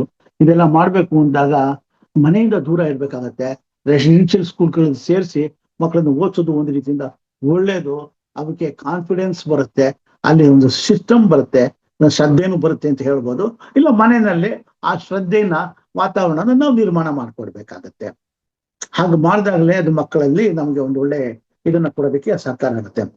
ಇನ್ನು ವಿದ್ಯೆ ಅಂದ್ರೆ ಒಬ್ಬ ವ್ಯಕ್ತಿಯಲ್ಲಿರುವ ಪ್ರತಿಭೆಯನ್ನ ಹೊರಗೆ ಅಂದ್ರೆ ಬೆಳಕಿಗೆ ತರುವುದು, ಅರಳುವಂತೆ ಮಾಡೋದು. ಇದನ್ನು ಯಾರು ಮಾಡ್ತಾರೆ? ಶಿಕ್ಷಕರು ಮಾಡ್ತಾರೆ ಅಂತ ಹೇಳ್ಬೋದು. ಶಿಕ್ಷಣದ ವ್ಯವಸ್ಥೆಯಲ್ಲಿ ಶಿಕ್ಷಕರ ಪಾತ್ರ ಬಹಳ ದೊಡ್ಡದು ಅಂತಾನೆ ಹೇಳ್ಬೋದು. ಈಗ ಈ ಗುರುಕುಲದ ಪದ್ಧತಿಯಲ್ಲಿ ಹಿಂದೆ ಹೇಗಿತ್ತು? ತ್ರೇತಾಯುಗದಲ್ಲಿ ಬಾಲ್ಯದಲ್ಲಿ ಶ್ರೀರಾಮ, ದ್ವಾಪರದಲ್ಲಿ ಕೃಷ್ಣ ಭಗವಾನ ಸಾಂದೀಪನಿ ಮಹರ್ಷಿಗಳ ಹತ್ರ ವಿದ್ಯೆಯನ್ನು ಕಲಿತ. ಕೌರವರು ಪಾಂಡವರು ಮಹಾಭಾರತದಲ್ಲಿ ದ್ರೋಣಾಚಾರ್ಯರಿಂದ ಬಿಲ್ಲು ವಿದ್ಯೆಯನ್ನೆಲ್ಲ ಕಲ್ತ್ಕೊಂಡು ಪಾಂಡಿತ್ಯವನ್ನು ಸಂಪಾದನೆ ಮಾಡಿದ್ರು. ಅದರಲ್ಲಿ ಏಕಲವ್ಯ ಅಂತ ಒಬ್ಬ ಪುಟ್ಟ ಬಾಲಕ ಬಿಲ್ಲು ವಿದ್ಯೆಯನ್ನು ಕಲಿಯೋದಕ್ಕೆ ದ್ರೋಣಾಚಾರ್ಯರ ಹತ್ರ ಹೋದಾಗ ದ್ರೋಣಾಚಾರ್ಯರು ನಿನಗೆ ವಿದ್ಯೆಯನ್ನು ಕಲಿಸೋದಕ್ಕೆ ಸಾಧ್ಯವಿಲ್ಲ ಅಂತಂದ್ರು. ಆಗ ಅವನು ಏಕಾಗ್ರತೆಯಿಂದ ಒಂದು ಮಣ್ಣಿನ ವಿಗ್ರಹವನ್ನು ಮಾಡಿ ದ್ರೋಣಾಚಾರ್ಯರ ರೀತಿಯಲ್ಲಿ ಅದನ್ನೇ ಗುರು ಎಂದು ತಿಳಿದು ಭಾವನೆಯಿಂದ ಶ್ರದ್ಧಾ ಭಕ್ತಿಯಿಂದ ಬಿಲ್ಲು ವಿದ್ಯೆಯನ್ನ ಕಲಿತ. ಅವನು ಅರ್ಜುನನಿಗಿಂತ ನಿಷ್ಠಾವಂತನಾಗಿದ್ದ. ಅದ ಕತೆ ಮುಂದಕ್ಕೆ ಬೇರೆ ಇದೆ. ಹಾಗೆ ಏಕಾಗ್ರತೆ ಅನ್ನೋದು ಬಹಳ ಮುಖ್ಯವಾದದ್ದು. ಅಂದ್ರೆ ಅಂದಿನ ಕಾಲದ ವಿದ್ಯೆಗೆ ಬೇಕಾಗಿದ್ದುದು ಏಕಾಗ್ರತೆ. ಇಂದಿನ ಕಾಲದಲ್ಲಿ ನಮ್ಮ ವಿದ್ಯೆಗೆ ಮಕ್ಕಳಿಗೆ ಬೇಕಾಗಿರೋದು ಏಕಾಗ್ರತೆ. ಮುಂದೆಯೂ ಮುಂದೆ ಏನು ಮುಂದೆ ಫ್ಯೂಚರ್ ನಲ್ಲಿ ಎಷ್ಟು ಜನರೇಷನ್ ಬರಲಿ, ಮನುಷ್ಯನ್ಗೆ ಏಕಾಗ್ರತೆ ಇಲ್ಲದೆ ಏನು ಮಾಡಕ್ಕಾಗಲ್ಲ. ಅರ್ಜುನ ಮರದ ಮೇಲೆ ಒಂದು ಗಿಣಿಯ ಬೊಂಬೆಯನ್ನ ಇಟ್ಬಿಟ್ಟು ದ್ರೋಣಾಚಾರ್ಯರು ಕೆಳಗಡೆ ನಿಲ್ಲಿಸಿ ಮಕ್ಕಳನ್ನೆಲ್ಲ ಬಾಣ ಬಿಡಿ ಅಂತಂದಾಗ ಅವನಿಗೆ ಕಣ್ಣಿಗೆ ಬಾಣ ಬಿಡಬೇಕು ಅಂದಾಗ ಅರ್ಜುನ ಮಾತ್ರ ನನಗೆ ಕಣ್ಣು ಮಾತ್ರ ಕಾಣಿಸ್ತಾ ಇದೆ ಪಕ್ಷಿದು, ಬೇರೆ ಏನು ಕಾಣಿಸ್ತಿಲ್ಲ ಅಂತ ಹೇಳಿ ಏಕಾಗ್ರತೆಯಿಂದ ಅದಕ್ಕೆ ಕಾನ್ಸಂಟ್ರೇಷನ್ ಮಾಡ್ದ. ಹಾಗೆ ನಮ್ಮ ಗುರಿ ಹತ್ರ ನಾವು ಜ್ಞಾಪಕ ಇರಬೇಕು. Arise awake and stop not till the goal reached ಅಂತ ಆ ಒಂದು ಭಾವನೆಯನ್ನು ಇಟ್ಕೊಂಡಾಗಷ್ಟೇ ನಾವು ಮಾಡಬಹುದು. ಇನ್ನು ವಿದ್ಯೆ ಬಗ್ಗೆ ಹೇಳ್ಬೇಕು ಅಂತಂದ್ರೆ sense, collect, adapt and notify ಅಂತ ಹೇಳ್ತೀವಿ ನಾವು. ಅದನ್ನ ನಾವು ಮಾಡ್ಕೊಂಡು ಹೋಗ್ಬೇಕು. ಈಗ ಅಂದಿನ ಏಕಾಗ್ರತೆ ಅನ್ನೋದನ್ನ ಇವತ್ತಿಗೆ ನಾವು ಕಾನ್ಸಂಟ್ರೇಷನ್ ಅಂತಾನೆ ಕರಿತೀವಿ, ಅಂದ್ರೆ ಕೇಂದ್ರೀಕರಿಸೋದು ಅಂತ. ಆಧ್ಯಾತ್ಮದಲ್ಲೂ ಅಷ್ಟೇ, ಧ್ಯಾನ ಮಾಡ್ಬೇಕಾದ್ರೂ ಅಷ್ಟೇನೆ, ನಮ್ಗೆ ಏಕಾಗ್ರತೆ ಇದ್ರಷ್ಟೇನೆ ನಮ್ಗೆ ಅತಿ ಸುಲಭವಾಗಿ ನಾವು ಗುರಿಯನ್ನು ಮುಟ್ಟಬಹುದು. ಗುರಿ ಅಂದ್ರೆ ಗೋಲ್, ಈಗಿನ ಗೋಲ್ ಅಂತ ಕರಿತೀವಿ. ಶಿಕ್ಷಣ ಪದ್ಧತಿಯಲ್ಲಿ ವಿದ್ಯೆಗೆ ವಿಶೇಷವಾದಂತ ಮಹತ್ವ ಇದೆ. ಹೀಗಾಗಿ ಅನೇಕ ಶಿಕ್ಷಣ ಸಂಸ್ಥೆಗಳು ಹುಟ್ಟುಕೊಂಡವು, ವೆಚ್ಚಗಳು ಹೆಚ್ಚಾಗಿದೆ, ಬೇಕಾದಷ್ಟು ಶಿಕ್ಷಣ ಸಂಸ್ಥೆಗಳು ಬಂದಿವೆ, ತಕ್ಕನಾಗೆ ನಾನಾ ರೀತಿಯ ವಿದ್ಯೆಗಳನ್ನು ಹೇಳ್ಕೊಡುವಂತಹದ್ದು ಬಂದಿದೆ. ವಿದ್ಯೆಗಳನ್ನ ನಾನಾ ರೀತಿಯಾಗಿ ವಿಭಜಿಸಿದ್ದಾರೆ. ಈಗ ಹೇಗೆ ತಾಂತ್ರಿಕ ಮಾಹಿತಿ ಕ್ಷೇತ್ರದಲ್ಲಿ, ವಿದ್ಯಾ ಕ್ಷೇತ್ರದಲ್ಲಿ ಸಾಕಷ್ಟು ಬದಲಾವಣೆಗಳು ಬಂತು, ಹಾಗಾಗಿ ಬೇಕಾದಷ್ಟು ಪುಸ್ತಕಗಳು, ಗ್ರಂಥಗಳು ಬರ್ತಾ ಇವೆ. ಅದನ್ನ ಹೇಗೆ ಡಿಸಿಮಿನೇಷನ್ ಮಾಡುವಂಥದ್ದು, ಹೇಗೆ ಸರ್ಚ್ ಮಾಡುವಂಥದ್ದು, ಇನ್ಫಾರ್ಮೇಶನ್ ಎಕ್ಸ್ಪ್ಲೋಷನ್ ಆಗ್ತಾ ಇದೆ ಅಂದ್ರೆ ಅದನ್ನ ನಾವು ಆಡ್ಸಕ್ಕಾಗ್ದಲೇನೆ ಇನ್ಫಾರ್ಮೇಶನ್ ವಾಮಿಟಿಂಗ್ ಆಗ್ತಾ ಇದೆ. ನಮ್ಗೆ ಬೇಕಾದ ವಿಷಯಗಳನ್ನ ನಮ್ಗೆ ತಕ್ಷಣ ತಗೊಳ್ಳೋದಕ್ಕೆ ಕಷ್ಟ ಆಗ್ತಿದೆ. ಅದಕ್ಕೋಸ್ಕರ ಅಂತಾನೆ ವಿದೇಶಗಳಲ್ಲಿ Davy decimal classification, universal decimal classification ಅಂತ ಒಂದು ಪುಸ್ತಕಗಳನ್ನ ವಿಭಜನೆ ಮಾಡಿ ಫಿಕ್ಸ್ ಮಾಡಿದ್ರು. ಈ ವಿಷಯ ಸ್ವಲ್ಪ ಅಪರೂಪದ್ದು ಅನ್ಸುತ್ತೆ, ವಿಚಿತ್ರ ಅನ್ಸುತ್ತೆ, ಬಟ್ ಶ್ರದ್ಧೆಯಿಂದ ಕಲ್ತ್ರೆ ಬಹಳ ತಿಳ್ಕೊಳ್ಳುವಂಥದ್ದು ಮಾಹಿತಿ ವಿಷಯ ಇದು. ಡೇವಿಡ್ ಡೆಸಿಮಲ್ ಕ್ಲಾಸಿಫಿಕೇಶನ್ ಅಂತಂದ್ರೆ ಇದು ಈ ಕಾಲೇಜ್ಗಳು ಅಕಾಡೆಮಿಕ್ ಪರ್ಪಸ್ ನಲ್ಲಿ ಪುಸ್ತಕಗಳನ್ನ ಇಂಡೆಕ್ಸ್ ಮಾಡಿ ಅವುಗಳಿಗೆ ಪ್ರಿಫಿಕ್ಸ್ ನಂಬರ್ಗಳು ಕೊಡ್ತಾರೆ, ಮುಂದ್ಗಡೆ ನಂಬರ್ಗಳು ಕೊಟ್ಟಿರ್ತಾರೆ. ಆ ನಂಬರ್ಗಳಿಂದ ಆ ಸಬ್ಜೆಕ್ಟ್ಗಳನ್ನ ಡಿರೈವ್ ಮಾಡಿರ್ತಾರೆ. ಆ ಪುಸ್ತಕಗಳ ಮೇಲೆ ಒಂದು ಬಿಳಿಯ ಬಣ್ಣದ ಗುಂಡನೆಯ ಚೀಟಿಯನ್ನು ಅಂಟಿಸಿ ಅದರಲ್ಲಿ ನಂಬರ್ಗಳನ್ನ ಬರೆದಿರ್ತಾರೆ. ಆ ರ್ಯಾಕ್ ಅಲ್ಲಿ ಅದನ್ನ ಬರೆದಿಟ್ಟಿರ್ತಾರೆ. ಅದ್ರಲ್ಲಿ ಹೋದಾಗ ನಿಮ್ಗೆ ಇಂಡೆಕ್ಸ್ ನಂಬರ್ ಇರುತ್ತೆ, ಈಸಿಯಾಗಿ ನಾವು ಪುಸ್ತಕಗಳನ್ನ ನಾವು ಕಂಡುಹಿಡ್ಕೋಬಹುದು. ಅದೇ ರೀತಿಯಾಗಿ ಯೂನಿವರ್ಸಲ್ ಡೆಸಿಮಲ್ ಕ್ಲಾಸಿಫಿಕೇಶನ್, ಈ ಎರಡು ಕ್ಲಾಸಿಫಿಕೇಶನ್ಗಳಲ್ಲಿ ಪುಸ್ತಕಗಳನ್ನ ನಮ್ಗೆ ಇದು ಮಾಡಿದ್ರು. ಆದ್ರೆ ಭಾರತೀಯ ಪುಸ್ತಕಗಳಿಗೆ ಏನು ಸಿಗ್ಲಿಲ್ಲ ನಮ್ಗೆ. ಫಿಲಾಸಫಿ ಅಂತ ಬಿಟ್ಬಿಟ್ರು. ಅದ್ರಲ್ಲಿ ನಮ್ದು ಎಷ್ಟೊಂದಿದೆ, ಎಷ್ಟು ಕ್ಲಾಸಿಫಿಕೇಶನ್ಸ್ ಇದೆ, ಅದು ಹೇಗೆ ಕಂಡುಹಿಡಿಯೋದು? ಆವಾಗ ಭಾರತದಲ್ಲಿ ಪ್ರೊಫೆಸರ್ ಎಸ್ ಆರ್ ರಂಗನಾಥನ್ ಅನ್ನೋರು ಮಡ್ರಾಸ್ ಯೂನಿವರ್ಸಿಟಿನಲ್ಲಿ ಪ್ರೊಫೆಸರ್ ಆಗಿದ್ರು. ಅವ್ರನ್ನ ಮಡ್ರಾಸ್ ಯೂನಿವರ್ಸಿಟಿನಲ್ಲಿ ಈ ಬ್ರಿಟಿಷರು ಅವ್ರನ್ನ ಒಂದು ಗ್ರಂಥಾಲಯ ವಿಭಾಗಕ್ಕೆ ಟ್ರಾನ್ಸ್ಫರ್ ಮಾಡ್ಬಿಟ್ರು, ಅವ್ರ ಮೇಲೆ ಏನೋ ಒಂದು ಜಿದ್ದಿಗೋಸ್ಕರ. ಆಗ ಅವ್ರೇನ್ ಮಾಡಿದ್ರು, ಅಲ್ಲಿ ಸುಮ್ಮನೆ ಕೂತ್ಕೊಂಡಿಲ್ಲ, ಆ ಸಬ್ಜೆಕ್ಟ್ ಹೊಸದಾದ್ರು ಅದನ್ನೆಲ್ಲ ವಿಲೀನ ಮಾಡಿ ಚೆಕ್ ಮಾಡ್ಕೊಂಡು ಬಂದ್ರು. ಅಲ್ಲಿ ಗ್ರಂಥಾಲಯದಲ್ಲಿ ಸಾಕಷ್ಟು ವಿಷಯಗಳು ಬೇಕು ಅನ್ನೋದನ್ನ ಯುವಿ ಡೆಸಿಮಲ್ ಕ್ಲಾಸಿಫಿಕೇಶನ್, ಡಿವಿ ಡೆಸಿಮಲ್ ಕ್ಲಾಸಿಫಿಕೇಶನ್ಗಳನ್ನ ತಿಳಿದುಕೊಂಡು ಆಮೇಲೆ ಅವರೇ ಒಂದು ಕ್ಲಾಸಿಫಿಕೇಶನ್ ಸಿಸ್ಟಮ್ ಅನ್ನ ತಂದ್ರು. ಅದಕ್ಕೆ ಕೋಲನ್ ಕ್ಲಾಸಿಫಿಕೇಶನ್ ಅಂತಾರೆ. ಇದು ಪ್ರಪಂಚದಾದ್ಯಂತ ಮಾನ್ಯತೆ ಪಡೆದಿದೆ. ಇವತ್ತಿಗೂ ಯುನೈಟೆಡ್ ಕಿಂಗ್ಡಮ್ ನಲ್ಲಿ ಕೋಲನ್ ಕ್ಲಾಸಿಫಿಕೇಶನ್ಗಳನ್ನ ಕೆಲವು ಗ್ರಂಥಗಳನ್ನ ವಿಂಗಡಣೆ ಮಾಡೋದಕ್ಕೆ ಉಪಯೋಗಿಸ್ತಾ ಇದ್ದಾರೆ. ಇನ್ನು ಅದರಲ್ಲಿ ಹೇಳ್ಬೇಕು ಅಂದ್ರೆ ಹೇಗೆ ವಿಂಗಡಣೆ ಮಾಡಿರ್ತಾರೆ ಅದಕ್ಕೆ ಈ 3 ಸೊನ್ನೆಗಳನ್ನು ಕೊಡ್ತೇವೆ. 000 ಕೊನೆ 0 ಬರುವಂತದ್ದು ಒಂದು 100 ನಂಬರ್ಗಳಲ್ಲಿ ಜನರಲ್ ವರ್ಕ್ಸ್, ಕಂಪ್ಯೂಟರ್, ಜರ್ನಲಿಸಮ್, ಎನ್ಸೈಕ್ಲೋಪೀಡಿಯಾಗಳು, ಮ್ಯಾನುಸ್ಕ್ರಿಪ್ಟ್ಗಳನ್ನ ಬರ್ತವೆ. ನಂಬರ್ 100 ಸಂಖ್ಯೆಯಿಂದ ಬರುವಂತ ನಂಬರ್ಗಳಿಗೆ ಪುಸ್ತಕಗಳನ್ನ ಬರೀತಾರೆ. ಅದರಲ್ಲಿ ಸೈಕಾಲಜಿ, ಎಥಿಕ್ಸ್, ಲಾಜಿಕ್, ಲರ್ನಿಂಗ್ ಬರುತ್ತೆ. 200ರಿಂದ ಬರುವಂತದ್ದು 100 ನಂಬರ್ಗೆ ರಿಲಿಜಿಯನ್ ಅಂತ ಬರುತ್ತೆ. Bible, church, theology and other religions. ಇದ್ರ ಅದರ್ ರಿಲಿಜಿಯನ್ಸ್ ಅಂತ ಕೊಡ್ತಾರೆ. ನಮ್ಮ ರಿಲಿಜಿಯನ್ ಏನ್ ಮಾಡ್ಬೇಕು, ನಾವು ಅಗೇನ್ ಕೋಲನ್ ಕ್ಲಾಸಿಫಿಕೇಶನ್ ನಲ್ಲಿ ಇದನ್ನ ಅಡಾಪ್ಟ್ ಮಾಡ್ಕೊಂಡ್ವಿ. ಅದೇ ರೀತಿಯಾಗಿ 300ರಲ್ಲಿ ಸೋಷಿಯಲ್ ಸೈನ್ಸಸ್ ಬರುತ್ತೆ, ಸೋಷಿಯಾಲಜಿ, ಎಕನಾಮಿಕ್ಸ್, ಎಜುಕೇಶನ್ ಇತ್ಯಾದಿಗಳು. ಹೀಗೆ ಇದನ್ನು ವಿಂಗಡಿಸ್ತೇವೆ ಅಂದ್ರೆ 500ರಲ್ಲಿ ಪ್ಯೂರ್ ಸೈನ್ಸ್ ಬರುತ್ತೆ, ಮ್ಯಾಥಮೆಟಿಕ್ಸ್, ಬಾಟನಿ, ಫಿಸಿಕ್ಸ್. 600 ಅಂದ್ರೆ technology, medicine, engineering, business etcetera. ಇನ್ನು ಇದನ್ನೆಲ್ಲ ಹೇಳ್ತಾ ಬಂದ್ರೆ ಜಾಸ್ತಿ ಆಗುತ್ತೆ, ಇದನ್ನ ನಾನು ಇಲ್ಲಿ ಕಟ್ ಮಾಡ್ತೀನಿ. ಇನ್ನು ವಿಷಯಗಳನ್ನ ಹುಡ್ಕೋದಿಕ್ಕೆ ಕಂಪ್ಯೂಟರ್, ಗಣಕಯಂತ್ರಗಳು ಮೊದಲು ಹೇಳ್ಬೇಕು ಅಂತ ಬಂದಾಗ ಅದು ದೊಡ್ಡ ರೂಮ್ ಸೈಜ್ ಇತ್ತು. ಒಂದು ರೂಮ್ ಸೈಜ್ ಇದ್ದಂತ ಕಂಪ್ಯೂಟರ್ಗಳು ಕಾಲಕ್ರಮೇಣ ಬದಲಾವಣೆ ಆಗಿ ಕಂಪ್ಯೂಟರ್ ಲ್ಯಾಪ್ಟಾಪ್ ನಲ್ಲಿ ಬಂದಿದೆ. ಯಾವ ಲ್ಯಾಪ್ಟಾಪ್ ಅಂದ್ರೆ ಇದಕ್ಕೆ ಬಂದು ಸೇರ್ಕೊಂಡಿದೆ. ಮಾಹಿತಿ ತಂತ್ರಜ್ಞಾನವನ್ನ ಈಸಿಯಾಗಿ ನಾವು ಹುಡುಕೋದಕ್ಕೆ ಅನುಕೂಲ ಆಗುತ್ತೆ. ಈ ಸೆಲೆಕ್ಟಿವ್ ಡಿಸಿಮಿನೇಷನ್ ಆಫ್ ಇನ್ಫಾರ್ಮೇಶನ್, SDI ಅಂತ ಕರಿತೀವಿ. ಈ ಪುಸ್ತಕಗಳನ್ನ ನಾವು ವಿವರನ್ನ ಹೇಗೆ ನಾವು ಕಂಡುಹಿಡಿಬೇಕು ಅಂತಂದಾಗ ಸರ್ಚ್ ಮಾಡಬೇಕು. ನಾವು ಯಾವ ರೀತಿ ಮಾಡಬೇಕು ಅದು ನಮ್ಗೆ ತುಂಬಾ ಕಷ್ಟ ಆಗತ್ತೆ. ನಾವು ಬೇಕಾದ ಇನ್ಫಾರ್ಮೇಶನ್ ಗೂಗಲ್ ನಲ್ಲಿ ನೀವು ಸರ್ಚ್ ಮಾಡೋದಕ್ಕೆ ಹೋದಾಗ ಈ ಟೆಕ್ನಿಕ್ ಅನ್ನ ನೀವು ಯೂಸ್ ಮಾಡ್ಬೇಕಾಗತ್ತೆ. ಯಾವುದು ಅಂತ ನಾನು ನಿಮ್ಗೆ ಹೇಳ್ಕೊಡ್ತಾ ಇದ್ದೀನಿ. ಬೂಲಿಯನ್ ಲಾಜಿಕ್ ಅಂತ ಕರೀತಾರೆ. ಅಂಡ್ ಆರ್ ನಾಟ್ ಕಾಂಬಿನೇಷನ್ ಅಂತ. ಅಂಡ್ ಆರ್ ನಾಟ್ ಕಾಂಬಿನೇಷನ್ ಅಂತಂದ್ರೆ ಇಲ್ಲಿ ಸಣ್ಣೇಗೌಡ, ಉದಾಹರಣೆಗೆ ಸಣ್ಣೇಗೌಡರ ಬಗ್ಗೆ ಇನ್ಫಾರ್ಮೇಶನ್ ಬೇಕು ಮತ್ತು ನಾರಾಯಣ್ ಸತ್ಯೇಂದ್ರ ಕುಮಾರ್ ಬಗ್ಗೆ ಇನ್ಫಾರ್ಮೇಶನ್. ಸತ್ಯೇಂದ್ರ ಕುಮಾರ್, ಸಣ್ಣೇಗೌಡ ಅಂಡ್ ಸತ್ಯೇಂದ್ರ ಕುಮಾರ್ ಅಂತ ಹಾಕ್ತೀನಿ. ಅಂಡ್ ಅಂತ ಹಾಕಿದಾಗ ನನಗೆ ಇಬ್ಬರ ಬಗ್ಗೆನೂ ಮಾಹಿತಿ ಬೇಕು ಅಂತ. ಅದೇ ರೀತಿಯಾಗಿ ಆರ್ ಸಣ್ಣೇಗೌಡ ಆರ್ ಸತ್ಯೇಂದ್ರ ಕುಮಾರ್. ಸತ್ಯೇಂದ್ರ ಕುಮಾರ್ ಇದ್ರೂ ಪರವಾಗಿಲ್ಲ, ಸಣ್ಣೇಗೌಡರ ಬಗ್ಗೆ ವಿಷಯ ತಿಳಿದ್ರು ಪರವಾಗಿಲ್ಲ. ಅದೇ ರೀತಿಯಾಗಿ ಸಣ್ಣೇಗೌಡ ನಾಟ್ ಸತ್ಯೇಂದ್ರ ಕುಮಾರ್. ಸಣ್ಣೇಗೌಡರ ಬಗ್ಗೆ ಮಾತ್ರ ಮಾಹಿತಿ ಬೇಕು ನನಗೆ, ಸತ್ಯೇಂದ್ರ ಕುಮಾರ್ ಬಗ್ಗೆ ಮಾಹಿತಿ ಬೇಡ. ಅಂಡ್ ಆರ್ ನಾಟ್ ಈ ಕಾಂಬಿನೇಷನ್ ಗಳನ್ನ ನಾವು ತಂದಾಗ ನಮಗೆ ಇನ್ಫಾರ್ಮೇಶನ್ ಸರ್ಚ್ ಮಾಡೋದಕ್ಕೆ ಈಸಿ ಆಗತ್ತೆ. ಗೂಗಲ್ ನಲ್ಲಿ ನೀವು ಸರ್ಚ್ ಮಾಡ್ಬೇಕಾದ್ರೂ ಇದನ್ನ ನೀವು ಅಪ್ಲೈ ಮಾಡ್ಕೋಬಹುದು. ಇದು ಮಾಡಿದಾಗ ನಿಮ್ಗೆ ಬೇಕಷ್ಟು ಎಷ್ಟು ಬೇಕೋ ಅಷ್ಟು ಇನ್ಫಾರ್ಮೇಶನ್ಗಳನ್ನ ನಾವು ಇದು ಮಾಡ್ಕೋಬಹುದು. ಇನ್ನು ಲ್ಯಾಪ್ಟಾಪ್ಗಳು ಬಂದ್ವು, ಪೆನ್ ಡ್ರೈವ್ಗಳು ಬಂದ್ವು. ಪೆನ್ ಡ್ರೈವ್ಗಳಲ್ಲಿ ಇನ್ಫಾರ್ಮೇಶನ್ಗಳನ್ನ ನಾವು ಇದು ಮಾಡ್ಕೊಂಡಿದ್ದೀವಿ. ಇನ್ನು ಒಟ್ಟು ಸಿಂಹಾವಲೋಕ ನಾವು ಮಾಡ್ತಾ ಬಂತು ಅಂದ್ರೆ ಸನಾತನ ವಿದ್ಯಾ ಕಲಿತಕ ಪದ್ಧತಿಗಳು ಇವತ್ತಿಗೂ ನಮಗೆ ಮೂಲಾಧಾರವಾಗಿದೆ. ಅದನ್ನ ಹಾಗೆ ನಡೆಸ್ಕೊಂಡು ಹೋಗ್ತಾ ಇದ್ದೀವಿ. ಈ ಮಾಹಿತಿ ಕ್ಷೇತ್ರದಲ್ಲಿ ಸಾಕಷ್ಟು ವಿಷಯಗಳು ತುಂಬಾ ಇದೆ. ಅದು ಹೇಳ್ಬೇಕು ಅಂದ್ರೆ ಸಮಯ ಸಾಲೋದೇ ಇಲ್ಲ. ಬಹಳಷ್ಟು ವಿಷಯಗಳಿದೆ. ಬಟ್ ಇನ್ನು ಕೆಲವು ಡ್ರೈ ಸಬ್ಜೆಕ್ಟ್ ಇರೋದ್ರಿಂದ ಕೆಲವು ವಿಷಯಗಳು ಬೋರ್ ಆಗ್ಬಿಡ್ಬೋದು. ಬಟ್ ಇನ್ನೊಂದೇನು ಮನುಷ್ಯನಿಗೆ ಮುಖ್ಯವಾಗಿ ಬೇಕಾಗಿರುವಂತದ್ದು ಕನ್ಕ್ಲೂಡ್ ಮಾಡಕ್ ಹೇಳ್ತಾ ಇದ್ದೀನಿ. 5 ವಕಾರಗಳು ಮನುಷ್ಯನಿಗೆ ಮುಕುಟಪ್ರಾಯವಾದ್ದು. ಅದು ಮನುಷ್ಯನಿಗೆ ಗೌರವ, ಧನ ಧಾನ್ಯಾದಿಗಳು, ಮರ್ಯಾದೆ, ಸಕಲ ಸನ್ಮಾನಗಳನ್ನ ಉಂಟು ಮಾಡುವಂಥವು ಪಂಚವಕಾರಗಳು. ಅವು ಯಾವುವು ಅಂದ್ರೆ ವಿದ್ಯೆ, ವಿನಯ, ವಸ್ತ್ರ, ವಾಸ್ತು, ವಾಹನ. ಇವೆಲ್ಲ ಇದೆ ಅಂತಂದ್ರೆ ಮನುಷ್ಯನಿಗೆ ಒಂದು ಗೌರವ, ಮರ್ಯಾದೆ ಸಿಗುತ್ತೆ ಅಂತ ಹೇಳ್ಬೋದು.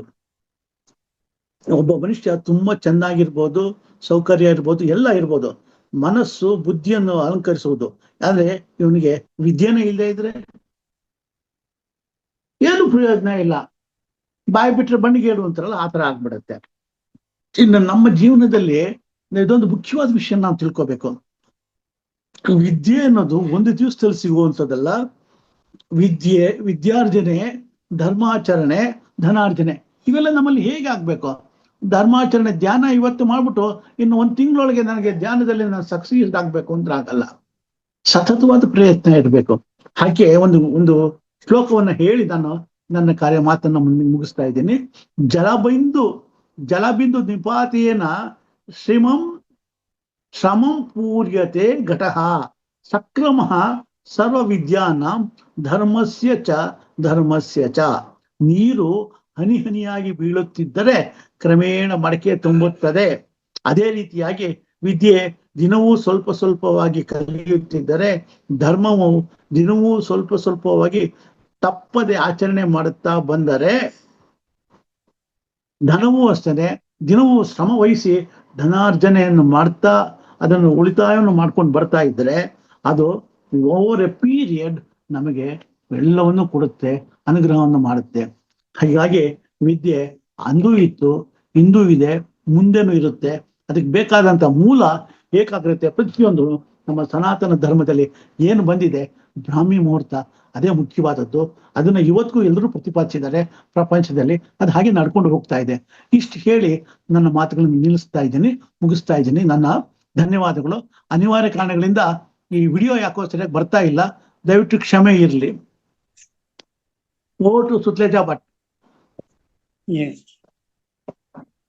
ತುಂಬಾ ಧನ್ಯವಾದಗಳು ಸರ್. ಬಹಳ ಅದ್ಭುತವಾಗಿ ತಿಳಿಸ್ಕೊಟ್ರಿ. ವಿದ್ಯೆ ನೀವು ಯಾವಾಗ ಬಂದ್ರು, ಯಾವ ಒಂದು ವಿಷಯ ತಗೊಂಡ್ರು ಅದಕ್ಕೆ ನಮಗೆ ತುಂಬಾ ಉತ್ಸುಕರಾಗಿ ಕೇಳ್ತೀವಿ ಸರ್. ಅಷ್ಟು ಚೆನ್ನಾಗಿರುತ್ತೆ. ಆಮೇಲೆ ವಿದ್ಯೆ ಅನ್ನೋದ್ರ ಬಗ್ಗೆ ಈಗ ಅವಶ್ಯಕತೆ ಇದೆ ಸರ್. ವಿದ್ಯಾರ್ಥಿಗಳು ಅವರಿಗೆ ಸುಖ ಬೇಕು, ವಿದ್ಯೆ ಬೇಡ ಆಗ್ಬಿಟ್ಟಿದೆ. ವಿದ್ಯಾರ್ಥಿಗಳಿಗೆ ಸುಖವಿಲ್ಲ, ಸುಖಾರ್ಥಿಗಳಿಗೆ ವಿದ್ಯೆ ಇಲ್ಲ. ನನಗೆ ಯಾವಾಗ ಸುಖ ಬೇಕು ಹಂಗಾಗ್ಬಿಟ್ಟಿದೆ ಸರ್. ಅಂದ್ರೆ ಏನೇ ಅಂದು ಇಂದು ಮುಂದೆ ಯಾವುದೇ ಆಗ್ಲೂ ಮುಖ್ಯವಾಗಿ ಬೇಕಾದ್ದು ಏಕಾಗ್ರತೆ, ಹಾಗೆ ಅಷ್ಟೇ ಶ್ರದ್ಧೆ ಇರಬೇಕು, ಕಲಿಬೇಕು ಅನ್ನುವಂತ ಹಸಿವು ಇರಬೇಕು ಅನ್ನೋದನ್ನ ತುಂಬಾ ಚೆನ್ನಾಗಿ ಹೇಳಿದ್ರಿ ಸರ್. ಕೆಲವು ಮಹಾಭಾರತದ ಏಕಲವ್ಯ ಹಾಗೂ ಅರ್ಜುನನ ಉದಾಹರಣೆಯನ್ನ ತಗೊಂಡು ಹೇಳಿದ್ರಿ.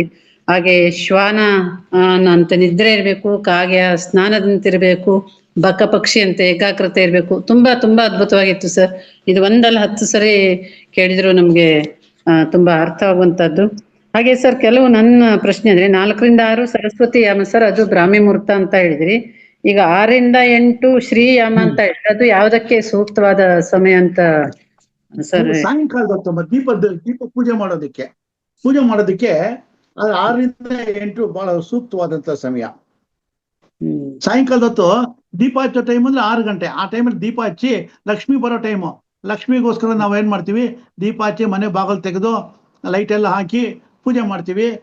ಗಂಧದ ಕಡ್ಡಿ ಹಚ್ಚಿ ಒಂದು ಶುಭವಾದಂತ ಒಳ್ಳೆ ಸುಮಧುರವಾದಂತ ವಾಸನೆ ಬರ್ತಾ ಇರುವಂತ ಮನೆಯನ್ನೇ ಮಾಡಿಟ್ಟಿರ್ತೀವಿ ನಾವು. ಆ ಟೈಮಲ್ಲಿ ಒಳ್ಳೆ ಹಾಡುಗಳು ಹಾಕ್ತಿರ್ತೀವಿ, ಇಲ್ಲ ಕೇಳ್ತಾ ಇರ್ತೀವಿ. ಅದು ಒಳ್ಳೇದು ಮನೆಗೆ ಅಂತ, ಲಕ್ಷ್ಮಿ ಬರ್ತಾಳೆ ನಮ್ಮ ಮನೆಗೆ ಅಂತ ಅಂದ್ಬಿಟ್ಟಿದ್ದೇನೆ. ಸರ್, ವಿದ್ಯೆಯಿಂದ ಎಲ್ಲವೂ ಸಾಧ್ಯ ಸರ್, ಎಲ್ಲವೂ ನಮಗೆ ಸಿಗುತ್ತೆ ಅನ್ನೋದನ್ನ ತುಂಬಾ ಚೆನ್ನಾಗಿ ಹೇಳಿದ್ರಿ. ತುಂಬಾ ತುಂಬಾ ಧನ್ಯವಾದಗಳು ಸರ್. Thank you. ಮಾಸ್ಟರ್ಸ್, ಅದ್ಭುತವಾದ ವಿಷಯವನ್ನ ಇವತ್ತು ಕೇಳಿದೀವಿ ಸರ್, ನಿಮ್ಗೆಲ್ಲ ತಿಳಿಸ್ಕೊಟ್ಟಿದ್ದಾರೆ. ತಾವು ಪ್ರಶ್ನೆಗಳನ್ನ ಕೇಳ್ಬೋದು ಅಥವಾ ನಿಮ್ಮ ಅನುಭವಗಳನ್ನ, ಅನಿಸಿಕೆಗಳನ್ನ ಹೇಳಿ ಅಂತ ಕೇಳ್ಕೊತೀನಿ. ನಾಗರತ್ನ ಮೇಡಮ್ ಮಾತಾಡಿ ಮೇಡಮ್. ನಮಸ್ತೆ ಮೇಡಮ್ ಹೇಳಿ. ನನಗೆ ಏನ್ ಡೌಟ್ ಅಂದ್ರೆ, ಸತ್ಯೇಂದ್ರ ಸರ್ ನನಗೆ ಏನೇ ಕೇಳ್ಬೇಕು ಅನ್ಕೊಂಡು, ನಮಸ್ಕಾರ ಹೇಳಿ. ವಿದ್ಯಾರ್ಥಿಯ ಲಕ್ಷಣ 5 ಅಂತ ಹೇಳಿದ್ರಲ್ಲ ಸರ್, ಅದ್ರಲ್ಲಿ ನನಗೆ ಒಂದು ಸರಿಯಾಗಿ ಗೊತ್ತಾಗ್ಲಿಲ್ಲ. ಯಾವ್ದಮ್ಮ? ವಿದ್ಯಾರ್ಥಿಯ ಲಕ್ಷಣಗಳು ಹಾಗೆ ತರ ಸ್ನಾನ. ಹೌದು, ಹಾಗೆ ತರ ಸ್ನಾನ. ಬಕ ಪಕ್ಷಿ ತರ ಏಕಾಗ್ರತೆ ಇರಬೇಕು. ಆಮೇಲೆ ಶ್ವಾನ ತರ ನಿದ್ದೆ ಮಾಡ್ಬೇಕು. ಆಮೇಲೆ ಮನೆ ಬಂಧು ಬಳಗ ಎಲ್ಲರ ಜೊತೆನೂ ಸೇರ್ಕೊಂಡು ಅದರಲ್ಲೇ ಫ್ಯಾಮಿಲಿ ಸಿಕ್ನೆಸ್ ಬರಬಾರ್ದು. ಮನೆಯಿಂದ ಗೃಹ ತ್ಯಾಗ, ಮನೆಯಿಂದ ಹೊರಗಡೆ ಬಂದು ಯಾವ್ದೋ ಒಂದು ರೆಸಿಡೆನ್ಷಿಯಲ್ ಸ್ಕೂಲ್ ಅಂತೀವಿ ನೋಡಿ, ಆ ರೀತಿಯಾಗಿ ಇರ್ಬೇಕು ಮಕ್ಕಳು. ಮನೆಯಿಂದ ಡಿಟ್ಯಾಚ್ ಆಗ್ಬೇಕು. ಮನೆಯಲ್ಲಿ ಏನಾಗುತ್ತೆ ಅಂದ್ರೆ, ನೀವು ಟಿವಿ ನೋಡ್ತಿರ್ತೀರ, ಮೊಮ್ಮಗು ಬಂದು ಹಿಂದ್ಗಡೆಯಿಂದ ಕೂತ್ಕೊಳ್ಳುತ್ತೆ. ಇಲ್ಲ, ನಾವು ತಂದೆ ತಾಯಿಗಳು ಟಿವಿನ ತ್ಯಾಗ ಮಾಡ್ಬೇಕಾಗತ್ತೆ. ಇವೆಲ್ಲ ಪರಿಸ್ಥಿತಿಗಳು ಬರುತ್ತವೆ. ಅದನ್ನು ನಾನು ಅಲ್ಲಿ ತಿಳಿಸಿರುವಂತದ್ದು. ಶ್ಲೋಕ ಒಂದ್ಸರಿ ಹೇಳ್ಬಿಡಿ ಸರ್. ಯಾವ್ದಮ್ಮ? ಅದು ಹೇಳ್ತೀನಿ. ಒಂದು ನಿಮಿಷ ನಮ್ಮ.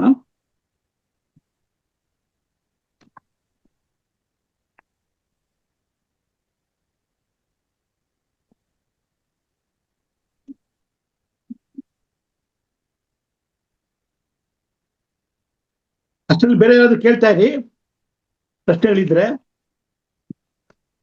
ಇಲ್ಲ ಅಂದ್ರೆ ಚಾಟ್ ಬಾಕ್ಸ್ ಅಲ್ಲಿ ಹಾಕ್ಬಿಡಿ ಸರ್, ಯಾವಾಗ್ಲಾದ್ರು ಹಾಕ್ತೀನಿ ಅಮ್ಮ. ಕಾಕಸ್ನಾನಂ ಬರ್ಕೊಳ್ಳಿ. ಕಾಕಸ್ನಾನಂ, ಬಕಧ್ಯಾನಂ, ಶ್ವಾನ ನಿದ್ರಾ ತಥೈವಚ. ಅಲ್ಪಹಾರಿ, ಸ್ವಲ್ಪ ಊಟವನ್ನು ಮಾಡ್ಬೇಕು. ಇನ್ನೊಂದು 1 ಪಾಯಿಂಟ್, ಗೃಹತ್ಯಾಗಿ ಅಂದ್ರೆ ಕಾಕಸ್ನಾನ, ಬಕಧ್ಯಾನ, ಶ್ವಾನ ನಿದ್ರೆ, ಅಲ್ಪಹಾರಿ, ಗೃಹತ್ಯಾಗಿ. 5 ಲಕ್ಷಣಗಳು ಇರ್ಬೇಕು. ಅಂದ್ರೆ ಕಾಗೆ ಅಂತ ಸ್ನಾನ ಮಾಡ್ಬೇಕು, ಟೈಮ್ ವೇಸ್ಟ್ ಮಾಡಬಾರ್ದು. ಬಕದ ಹಾಗೆ ಏಕಾಗ್ರತೆಯಿಂದ ಓದ್ಬೇಕು. ಶ್ವಾನದ ಹಾಗೆ ನಿದ್ರೆ ಮಾಡ್ಬೇಕು, ಅಂದ್ರೆ ಸೂಪರ್ಫಿಷಿಯಲ್ ನಿದ್ರೆ.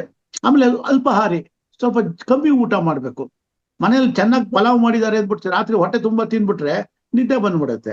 ಸ್ವಲ್ಪ ತಿನ್ಬೇಕು. ಆಮೇಲೆ ಗೃಹತ್ಯಾಗಿ, ಮನೆಯ ಅಟ್ಯಾಚ್ಮೆಂಟ್ಸ್. ಗೃಹತ್ಯಾಗಿ ಅಂದ್ರೆ ಮನೆ ಬಿಟ್ಟು ಹೋಗ್ಬೇಕು ಅಂತ ಏನಿಲ್ಲ, ಮನೆಯಲ್ಲೇನೆ ಎಲ್ರಿಂದ ದೂರ ಇರಬೇಕು. ಓದೋ ಟೈಮ್ನಲ್ಲಿ ಮನೇಲಿ ನೆಂಟರು ಇಷ್ಟು ಬಂದಿದ್ಲಿ, ಚಿಕ್ಕಮ್ಮ ದೊಡ್ಡಮ್ಮ ಬಂದಿದ್ದಾರೆ, ಅಜ್ಜಿ ತಾತ ಬಂದಿದ್ದಾರೆ, ಅವ್ರ ಮುಂದೆ ಕೂತ್ಕೊಂಡು ಅಜ್ಜಿ ಅಂತ ಕೂತ್ಕೋಬಾರ್ದು. ಅಜ್ಜಿ ಮಾತಾಡಾಯ್ತು, ಚೆನ್ನಾಗಿದ್ದೀರಾ ಅನ್ಬೇಕು, ಹೋಗಿ ಕೂತ್ಕೊಂಡು ಓದೋದಕ್ಕೆ ಕೂತ್ಕೋಬೇಕು ಅವರು. ಈ ರೀತಿಯಾಗಿ 5 ನಡವಳಿಕೆಗಳನ್ನ ಅವ್ರ ಮಕ್ಕಳು ಇಟ್ಕೊಂಡಾಗ ಖಂಡಿತವಾಗಿ ಅವರು ಸಾಧನೆ ಮಾಡೋದಕ್ಕೆ ಸಹಾಯ ಆಗತ್ತೆ. ಧನ್ಯವಾದಗಳು ಸರ್. ಧನ್ಯವಾದಗಳು. ಧನ್ಯವಾದಗಳಮ್ಮ. ಬರ್ಕೊಂಡು ಗೊತ್ತಾಗಿರ್ಲಿಲ್ಲ. ಧನ್ಯವಾದಗಳು. ನಮಸ್ತೆ ಗುರುಗಳೇ. ನಮಸ್ತೆ ಗುರುಗಳೇ. ನಮಸ್ತೆ. 5 ಹೇಳಿ. ಪಂಚ ವಿಧವನ್ನ ಹೇಳಿದ್ರೆ ಗುರುಗಳೇ, ವಿದ್ಯೆ, ವಿನಯ, ವಾಹನ, ವಾಸ್ತು.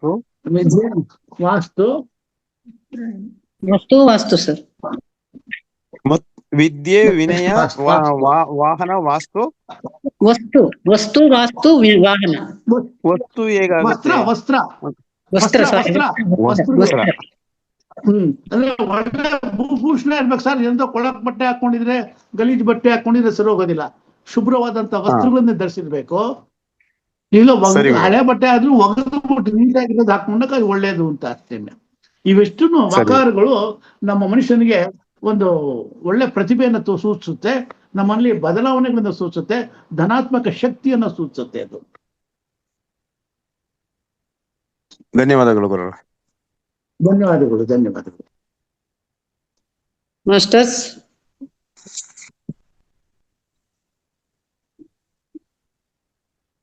ಮಾಸ್ಟರ್ಸ್, ನಿಮ್ಮ ಅನುಭವ ಅನಿಸಿಕೆಗಳನ್ನ ಹೇಳಿ.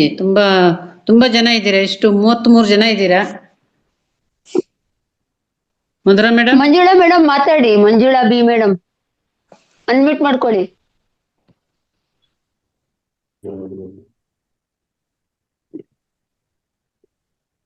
ಮೇಡಮ್, ಎಲ್ಲಾ ಆತ್ಮ ಬಂಧುಗಳಿಗೂ ನಮಸ್ಕಾರ. ಸತ್ಯೇಂದ್ರ ಸರ್ ತುಂಬಾ ಚೆನ್ನಾಗಿ ಮಾತಾಡಿದ್ರು. ಅಂದ್ರೆ ನಾವು ಜೀವನದಲ್ಲಿ ಯಾವ್ಯಾವ ರೀತಿ ಇರ್ಬೇಕು ಅಂತ, ಅದಕ್ಕೆಲ್ಲ ಉದಾಹರಣೆಗಳು ಕೊಟ್ಟು ಯಾವ ರೀತಿ ನಾವು ಶಾರ್ಪ್ ಆಗಿರ್ಬೇಕು, ಆಮೇಲೆ ಯಾವ ರೀತಿ ಈಗ ಮಾಡಿದ್ವಿ ಅಂತ ಹೇಳಿ ಸ್ನಾನ ಗಂಟ್ಗಟ್ಲೆ ಮಾಡಬಾರ್ದು ಅನ್ನೋದ್ರ ಬಗ್ಗೆ ಎಲ್ಲ ಇದನ್ ಕೊಟ್ಟು ತುಂಬಾ ಚೆನ್ನಾಗಿ ಹೇಳಿದ್ರು ಮೇಡಮ್. Thank you.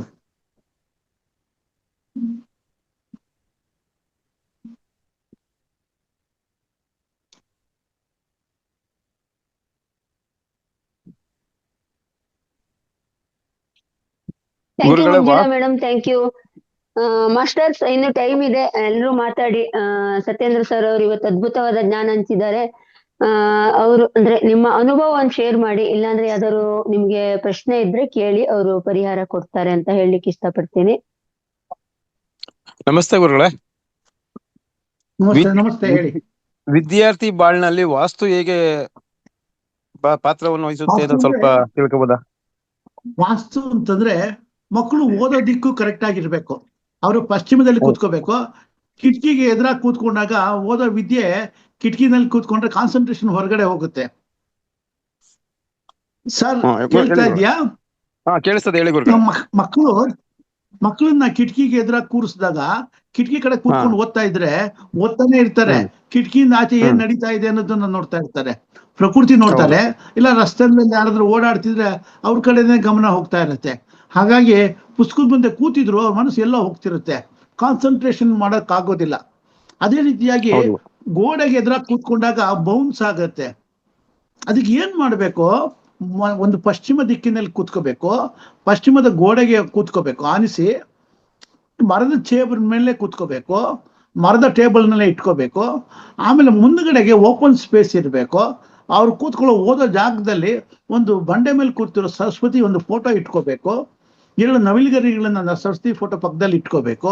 ಈ ರೀತಿಯಾಗಿ ಮಾಡ್ಕೊಂಡಾಗ ವಿದ್ಯೆಗೆ ಪೂರಕವಾಗಿರುವಂಥದ್ದು ಅಮೇಥಿಯಸ್ಟ್ ಅಂತಾರೆ. ಅಮೇಥಿಯಸ್ಟ್ ಕ್ರಿಸ್ಟಲ್ ಟ್ರೀಗಳನ್ನ, ಅದು ಕ್ರಿಸ್ಟಲ್ದು ಮರ ಬರುತ್ತೆ ಪುಟ್ಟದು, ಅದು ಮರಗಳನ್ನ ತಂದು ಅಲ್ಲಿಟ್ಟಾಗ ಅದು ಅಮೇಥಿಯಸ್ಟ್ ಕ್ರಿಸ್ಟಲ್ಲು ಆ ಮಗುವಿಗೆ ಧನಾತ್ಮಕವಾದಂಥ ಶಕ್ತಿ, ವಿದ್ಯೆ ಬರೋ ಹಾಗೆ ಮಾಡೋದಕ್ಕೆ ಸಹಾಯ ಮಾಡುತ್ತೆ. ಅದನ್ನ ಅಲ್ಲಿ ಇಟ್ಟಾಗ ಮಗು ಕಾನ್ಸಂಟ್ರೇಷನ್ ಕೊಟ್ಟು ಓದೋದಕ್ಕೆ ಸಹಾಯ ಮಾಡುತ್ತೆ. ಹೀಗಾಗಿ ಈ ವಿಷಯಗಳನ್ನೆಲ್ಲ ಗಮನಿಸ್ಬೇಕು ನಾವು. ನೀವು ಪರೀಕ್ಷೆ ಮಾಡಿಬೇಕಾದ್ರೆ ಕಿಟಕಿ ಪಕ್ಕದ ಎದುರುಗಡೆ ಕೂತಿರುವಂತ ಮಕ್ಕಳು ಕೂತೇ ಇರುತ್ತವೆ. ನಮ್ಮ ಅನ್ಕೋತಾ ಇರ್ತೀವಿ ಏನ್ ಓದ್ತಾನೆ. ಯಾಕೆಂದ್ರೆ ಅವ್ನ ಓರೆಗಣ್ಣಲ್ಲಿ ಕಿಟಕಿ ಕಡೆನೇ ನೋಡ್ತಿರ್ತಾನೆ, ಭದ್ರವಾಗಿ ಕೂತಿರ್ತಾನೆ, ಅಲ್ಲಾಡೋದೇ ಇಲ್ಲ. ರಸ್ತೆಯಲ್ಲಿ ಏನಾಗ್ತಿದೆ ಅನ್ನೋದು ನೋಡ್ತಾ ಇರ್ತಾನೆ ಅವನು. ಅದಕ್ಕೆ ಅದನ್ನ ಆಸ್ಪದ ಕೊಡಬಾರ್ದು, ತಲೆ ತೆಗೆಸಿ ಓದೋದಕ್ಕೆ ಅವಕಾಶ ಮಾಡಿಕೊಡ್ಬೇಕು. ಮೊದಲಿಗೆ ಓದೋದಕ್ಕೆ ಮೊದಲಿಗೆ ಸರಸ್ವತಿಯನ್ನ ಧ್ಯಾನ ಮಾಡಬೇಕು. ಸರಸ್ವತಿ ಒಂದು ಮಂತ್ರವನ್ನು ಹೇಳ್ಕೊಂಡು ಸರಸ್ವತಿಯೇ ನಮಃ ಅಂತನೋ ಐಂ ಬೀಜಾಕ್ಷರಿ ಮಂತ್ರವನ್ನು ಹೇಳಿ ವಿದ್ಯೆಯನ್ನು ಶುರು ಮಾಡ್ಕೊಂಡಾಗ ತುಂಬಾ ಒಳ್ಳೇದು. ಅವ್ರು ಪರ್ಫ್ಯೂಮ್ಗಳನ್ನ ಜಾಸ್ತಿ ಉಪಯೋಗಿಸಬಾರ್ದು. ಪರ್ಫ್ಯೂಮ್ ಉಪಯೋಗಿಸಿದ್ರು ಶ್ರೀಗಂಧದ ಪರ್ಫ್ಯೂಮ್ ಅನ್ನು ಹಾಕ್ಬೇಕು. ಯಾಕೆಂದ್ರೆ ವಿದ್ಯೆಗೆ ಕಾನ್ಸಂಟ್ರೇಷನ್ ಕೊಡುವಂಥದ್ದು ಶ್ರೀಗಂಧದ ಪರ್ಫ್ಯೂಮ್. ವಿದ್ಯಾರ್ಥಿಯ ರೂಮ್ನಲ್ಲಿ ಯಾವುದೋ ಚಲನಚಿತ್ರ ಕಲಾವಿದರದು, ಕ್ರಿಕೆಟ್ ಆಟಗಾರರದು ಫೋಟೋಗಳನ್ನ ಹಾಕಬಾರ್ದು.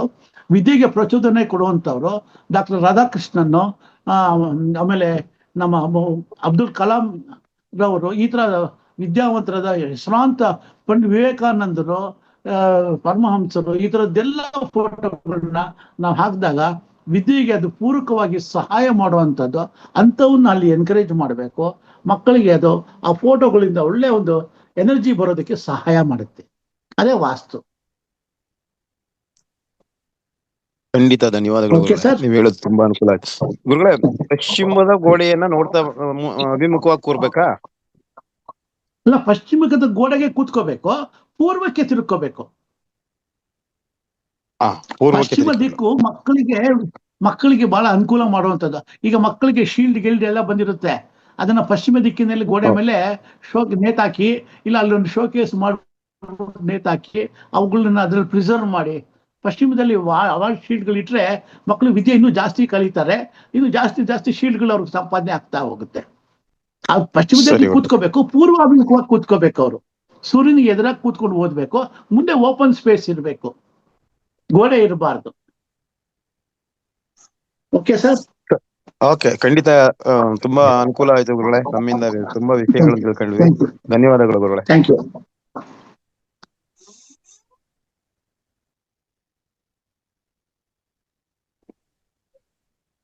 Thank you sir, thank you.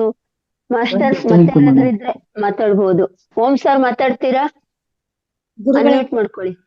ನಂದು ಒಂದು ಸಂಶಯ. ನಾವು ಅದೇ ಕೂತ್ಕೋಬೇಕಾದ್ರೆ ಪೂರ್ವಾಭಿಮುಖ ಅಂತ ಅಂದ್ರೆ ಮುಖ ಮಾತ್ರ ಪೂರ್ವಕ್ಕೆ ಇರ್ಬೇಕಾ? ಅಂದ್ರೆ ಪೂರ್ವ ಮತ್ತು ಪಶ್ಚಿಮಕ್ಕೆ ನಾವು ಪೂರ್ವಕ್ಕೆ ಸೂರ್ಯನಿಗೆ ಎದುರಾಗಿ ನಿಂತ್ಕೊಂಡಾಗ ಬಲಗೈ ದಕ್ಷಿಣ ಬರುತ್ತಾ ಅಥವಾ ಉತ್ತರ ಬರುತ್ತಾ? ಸ್ವಲ್ಪ ಡೌಟ್ ನಂಗೆ. ನೀವು ಪೂರ್ವಕ್ಕೆ ನೀವು ನಿಂತ್ಕೊಂಡಾಗ ಸೂರ್ಯನಿಗೆ ಎದುರಾಗಿ ಅಂದ್ರೆ ಸೂರ್ಯ ಹುಟ್ಟೋ ದಿಕ್ಕಿಗೆ ಎದುರಾಗಿ ನಿಂತ್ಕೊಂಡಾಗ ಮುಂದ್ಗಡೆ ಬರೋದೇ ಪೂರ್ವ, ಹಿಂದಕ್ಕೆ ಬರುವುದು ಪಶ್ಚಿಮ, ಬಲಭಾಗಕ್ಕೆ ಬರುವುದು ದಕ್ಷಿಣ, ಎಡಭಾಗಕ್ಕೆ ಬರುವುದು ಉತ್ತರ. ಅದನ್ನ ನೀವು ಕಾನ್ಸೆಪ್ಟ್ ಇಟ್ಕೋಬೇಕು.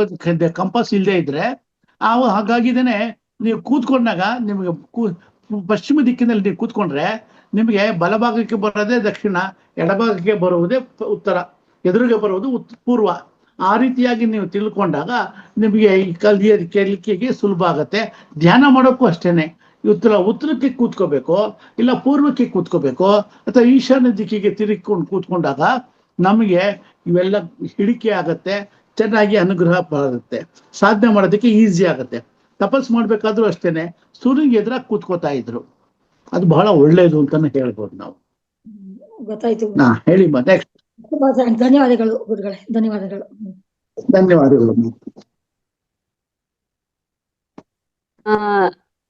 ನಮಸ್ತೆ ಸರ್, ಸತ್ಯೇಂದ್ರ ಸರ್. ಈಗ ಆದಿತ್ಯ ಹೃದಯ ಶ್ಲೋಕ ಅಂತ ಹೇಳಿದ್ರಿ ಅಲ್ವಾ? ಈಗ ಏನೋ ಬಿಸ್ನೆಸ್ಗೆ ಅಥವಾ ವ್ಯವಹಾರಕ್ಕೆಲ್ಲ ನಾವು ಅದನ್ನ ಆದ್ರೆ ಏನಂದ್ರೆ ಅದು ಈಗ ಯಾವ್ದಾದ್ರು ಗುರುವಿನ ಮೂಲಕನೇ ತಗೊಳ್ಬೇಕು ಅಂತ ಹೇಳ್ತಾರೆ, ಹೌದಾ ಅಂತ? ಅದಕ್ಕೆ ಏನ್ ಮಾಡ್ಬೇಕು ಗೊತ್ತಾ, ನೀವು ಎಲ್ಲಾ ಗುರುಗಳ ಹತ್ರ ಹೋಗಿ ಕೂತ್ಕೊಳಕ್ಕಾಗಲ್ಲ. ಈಗ ನಿಮ್ಗೆ ಸಿಗೋ ಗುರುಗಳೆಲ್ಲ ಒಳ್ಳೆಯವರು ಇರೋದಿಲ್ಲ. ಅದಕ್ಕೆ ನೀವೇನ್ ಮಾಡ್ಬೇಕು, ಒಂದು ಪೇಪರ್ ಮೇಲೆ ಆ ಶ್ಲೋಕವನ್ನ ಬರ್ದು ಇಟ್ಕೊಳ್ಳಿ. ಒಂದು ಆದಿತ್ಯ ಎಲ್ಲ ಪುಸ್ತಕನೇ ಸಿಗುತ್ತೆ, 2 ರೂಪಾಯಿ 3 ರೂಪಾಯಿ 5 ರೂಪಾಯಿಗೆ ಒಂದು ಪುಸ್ತಕ ಸಿಗುತ್ತೆ, ಅಂಗೈ ಅಗಲ ಇರುತ್ತೆ ಅದು. ಈ ಪುಸ್ತಕವನ್ನ ನೀವು ತಗೊಂಡು ಅದನ್ನ ನಿಮ್ಮ ಮನೆಯಲ್ಲಿ ಈಶ್ವರನ ಮುಂದೆ ಇಲ್ಲ ದಕ್ಷಿಣಾಮೂರ್ತಿ ವಿಗ್ರಹದ ಮುಂದೆ ಇಟ್ಟು, ಅಥವಾ ಈಶ್ವರನ ಮುಂದೆ ಇಟ್ಟರು ಪರವಾಗಿಲ್ಲ, ದಕ್ಷಿಣಾಮೂರ್ತಿ ಈಶ್ವರ ಎರಡೂ ಒಂದೇ. ಸೊ ಆ ಫೋಟೋ ಅದನ್ನ ಇಟ್ಟು, ಸರಸ್ವತಿನೂ ಮುಖ್ಯನೇ, ಆ ಯಾವ ಫೋಟೋ ಇದೆ ಅದ್ರ ಮುಂದೆ ಇಟ್ಬಿಟ್ಟು ಪ್ರಾರ್ಥನೆ ಮಾಡ್ಕೋಬೇಕು. ನನಗೆ ಯಾವ ಗುರುನು ಸಿಕ್ಕಿಲ್ಲ, ನೀನೇ ನನಗೆ ಗುರು ಅಂತ ನಾನು ತಿಳ್ಕೊಂಡಿದ್ದೀನಿ, ನೀನೇ ಬಾಪ ಭಗವಂತ, ನೀನೇ ಇದನ್ನ ನನಗೆ ಪ್ರಸಾದಿಸ್ತಿದೀಯಾ, ನೀನೇ ನನಗೆ ವಿದ್ಯೆಯನ್ನು ಕೊಡ್ತಾ ಇದೀಯ ಅಂತ ತಿಳ್ಕೊಂಡು ಇದನ್ನು ಓದ್ತಾ ಇದ್ದೀನಿ ಅಂತ ಅಂದ್ಬಿಟ್ಟಿದ್ದೇನೆ. ನಾವು ಶುರು ಮಾಡ್ಬೇಕು. ಓಂ ಹಂ ಹನುಮತೆ ಎನ್ಮ, ಯಾವುದೇ ಬೀಜಾಕ್ಷರಿ ಮಂತ್ರವನ್ನೇ ಆಗ್ಲಿ, ನೀವು ಪ್ರತಿಯೊಬ್ಬ ಎಲ್ಲಾ ಕಡೆ ನಾವು ಗುರುಗಳನ್ನ ಹುಡುಕೊಂಡು ಹೋದ್ರೆ, ಆ ಗುರು ಅನ್ನೋನ ಹತ್ರ ಹೋದ್ರೆ, ನನಗೆ ಈಗ ಹಂ ಹನುಮತೆ ಎನ್ಮ ಮಂತ್ರ ಹೇಳ್ಬೇಕು ಅಂತ ಇದ್ದೀನಿ, ನಿಮ್ಗೆ ಆಂಜನೇಯ ಶಕ್ತಿ ಕೊಡೋದಕ್ಕೋಸ್ಕರ ಅಂತ ನೀವು ಕೇಳ್ತೀರಾ.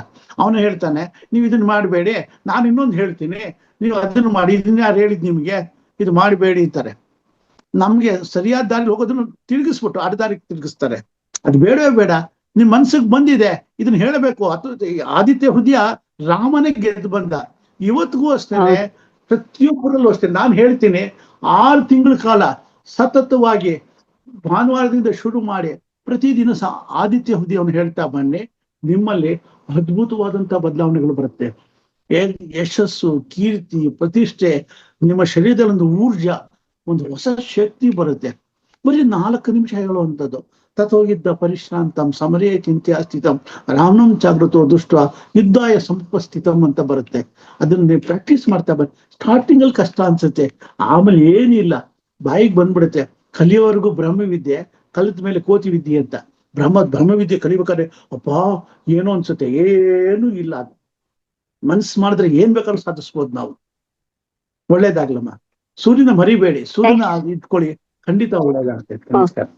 Thank you sir, thank you. ಗುರುಗಳೇ, ಈ ಪುಸ್ತಕ ಅದೇ 10 ನಿಮಿಷ ಸಾಕದೆ ಆದಿತ್ಯ ಹೃದಯ ಕಾಣಿಸ್ತಾ ಇದೆಯಾ ಮೇಡಮ್? ಹೌದಮ್ಮ, ಹೌದಮ್ಮ, ಹೌದು. ಇದನ್ನ ನೀವು ನೀವು ನಿಧಾನವಾಗಿ ಓದಿದ್ರೆ 10 ನಿಮಿಷ ಬೇಕು. ಸ್ವಲ್ಪ ಫಾಸ್ಟ್ ಆಗಿ ಓದಿದ್ರೆ 3 ನಿಮಿಷ ಅಥವಾ 4 ನಿಮಿಷ ಮುಗಿಸ್ಕೊಂಡ್ಬಿಡ್ಬೋದು. ಅಭ್ಯಾಸ ಆಗ್ಬೇಕದು. ಜೊತೆಗೆ ನವಗ್ರಹದೆಲ್ಲ ಇದೆ ಅಂತ ನವಗ್ರಹ ಕರೆಕ್ಟ್, ನೀವು ತೋರಿಸಿದ ಅದೇನೆ. ಇದನ್ನ ಎಲ್ರೂ ಮತ್ತೆ ಇಟ್ಕೊಳ್ಳೋದು ಒಳ್ಳೇದು. ಅಂಗೈಯಗ್ಲ ಬುಕ್ ಅದು ಜೊತೆನಲ್ಲಿ ಇಟ್ಕೊಂಡ್ರೆ ಬಹಳ ಒಳ್ಳೇದು. ಬೇಕು ಅಂತಂದ್ರೆ ಇನ್ನೊಂದೇನೋ ಯಾವಾಗಂದ್ರೆ ಅವಾಗ ಓದ್ಬಾರ್ದು, ಬೆಳಗ್ಗೆ ಹೊತ್ತು ಓದೋದು ಬಹಳ ಸೂಕ್ತ. ಪ್ರಾಕ್ಟೀಸ್ ಮಾಡ್ಕೊಂಡು 12 ಗಂಟೆ ಮೇಲೆ ಇದನ್ನ ಓದ್ಲೇಬಾರ್ದು ಅಂತ ಹೇಳಿದ್ರು. 12 ಗಂಟೆ ಮೇಲೆ ಇದನ್ನ ಓದ್ಲೇಬಾರ್ದು. ಸೂರ್ಯನು ಕೂಡ ಅಷ್ಟೇ. ಹೌದು ಹೌದು ಹೌದಮ್ಮ, ಹೌದು ಹೌದಮ್ಮ. ಬೆಳಗಿನ ಜಾವದೊತ್ತು ಓದೋದ್ರಿಂದ ಕಾಸ್ಮಿಕ್ ಎನರ್ಜಿ ಸೂರ್ಯನ ಕಿರಣಗಳಿಂದ ಬರ್ತಾ ಇರುತ್ತೆ. ಆ ಕಿರಣಗಳು ಇವನ್ ಸೂರ್ಯನಿಗೆ ಎದುರಾಗಿ ನಿಂತ್ಕೊಂಡು ಓದಿದ್ರು ಬಹಳ ಒಳ್ಳೇದೇನೆ. ಬಿಸಿಲಿಗೆ ಅದು ಓದಿದಾಗ ಆ ಕಿರಣಗಳಿಂದ ಬರುವಂತ ಶಕ್ತಿ, ನೀವು ಮಂತ್ರವನ್ನು ಉಚ್ಚಾರಣೆ ಮಾಡ್ತೀರಲ್ಲ, ಅದ್ರ ಮೇಲೆ ಬಿದ್ದು ಅದರ ವೈಬ್ರೇಷನ್ಸ್ ನಿಮ್ಮ ಶರೀರದ ಮೇಲೆ ಒಂದು ಮಿಳಿತವಾಗಿ ಆ ಸೂರ್ಯನ ಕಿರಣಗಳು ನಿಮಗೆ, ಆ ಕಾಸ್ಮಿಕ್ ರೇಸು ನಿಮಗೆ ಆರೋಗ್ಯವನ್ನು ಪ್ರಸಾದಿಸುತ್ತೆ. ನಿಮಗೆ ಬೇಕಾದಂತ ಒಂದು ಶಕ್ತಿಯನ್ನು ಕೊಡುತ್ತೆ, ಶತ್ರು ನಾಶ ಮಾಡುತ್ತೆ, ನಿಮಗೆ ಬೇಕಾದಂತ ಒಂದು ಎನರ್ಜಿ, ಊರ್ಜಾವನ್ನ ಕೊಡುತ್ತೆ. ತುಂಬಾ ಅನುಭವ ಆಗಿದೆ ಗುರುಗಳೇ. ನೀವು ಇನ್ನೂ ಒಳ್ಳೇದು ಹೇಳ್ಕೊಟ್ರಿ. ಅದೇ ನಾನು ಅದ್ರ ಗೊತ್ತಿತ್ತು, ಮಧ್ಯಾಹ್ನದ ಮೇಲೆ ಓದ್ಬಾರ್ದು ಇದನ್ನ ಅಂತಿದ್ರು. ಅದಕ್ಕೆ ಬೆಳಗ್ಗೆ ಇವಾಗ ಧ್ಯಾನಕ್ಕೆ ಇದಕ್ಕೆಲ್ಲ ಸ್ಟಾರ್ಟ್ ಮಾಡಿದೀನಿ.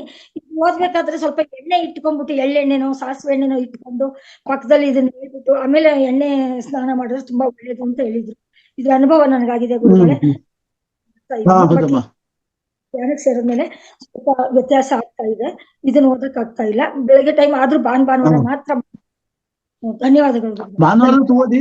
ಬಟ್ ನಿಮಗೆ ಆರೋಗ್ಯ ಸುಧಾರಿಸ್ಬೇಕು ಅಂದ್ರೆ, ತುಂಬಾ ಚೆನ್ನಾಗಿ ಒಳ್ಳೇದಾಗ್ಬೇಕು ಅಂತಂದ್ರೆ, ನಿಮ್ಮ ಕೆಲಸ ಕಾರ್ಯಗಳಲ್ಲಿ ಯಶಸ್ಸು ಬರ್ಬೇಕು ಅಂದ್ರೆ, ನಿಮಗೆ ಕೀರ್ತಿಯ ಪ್ರತಿಷ್ಠೆಗಳು ಹೆಚ್ಚು ಬರ್ಬೇಕು ಅಂದ್ರೆ, ಆದಿತ್ಯ ಹೃದಯವನ್ನು ದಿನ ಹೇಳ್ತಾ ಹೋಗ್ಬೇಕು. ಟೈಮ್ ಇಲ್ಲ ಅನ್ಬೇಡಿ. 5 ಗಂಟೆಗೆ ಎದ್ದೇಳಿ, 4 ಗಂಟೆಗೆ ಎದ್ದೇಳ್ತೀರ ನೀವು. 5 ಗಂಟೆಗೆ ಸ್ನಾನ ಮಾಡ್ಕೊಂಡು ಕೂತ್ಕೊಂಡ್ಮೇಲೆ ಪೂರ್ವಕ್ಕೆ ತಿರ್ಕೊಂಡು ಒಂದು 5 ನಿಮಿಷ ಮಾತ್ರ ಹೇಳ್ಬಿಟ್ಟು ಅದು ಕೂತ್ಕೊಂಡ್ಬಿಟ್ರೆ ಆಯ್ತು. ನಾವು ಬೆಳಗ್ಗೆ ಬ್ರೇಕ್ಫಾಸ್ಟ್ ತಿಂದೇ ತಿಂತೀವಿ ಅಲ್ಲಮ್ಮ, ತಿಂಡಿ ತಿಂದೇ ತಿಂತೀವಿ, ಹೊಟ್ಟೆ ಹಸಿತಾ ಇದ್ದು. ಅಯ್ಯೋ ನಾನು ಟೈಮ್ ಇಲ್ಲ ಅಂತ ತಿಂಡಿ ತಿಂದೇ ಇರ್ತೀವ. ಅದು ತಿನ್ನೋಕ್ಕಾದ್ರೂ ಸ್ವಲ್ಪ ಟೈಮ್ ಮಾಡ್ಕೊಳ್ಳೇಬೇಕು ತಾನೆ. ಒಂದು 10 ನಿಮಿಷ, 15 ನಿಮಿಷ ತಿಂಡಿ ತಿನ್ನೋ ಬದಲು 10 ನಿಮಿಷ ತಿಂಡಿ ತಿಂದು 5 ನಿಮಿಷದಲ್ಲಿ ನಾವು ಮಂತ್ರ ಜಪ ಮಾಡೋಕ್ಕೆ ಪ್ಲಾನ್ ಮಾಡ್ಬೇಕಾಗತ್ತೆ.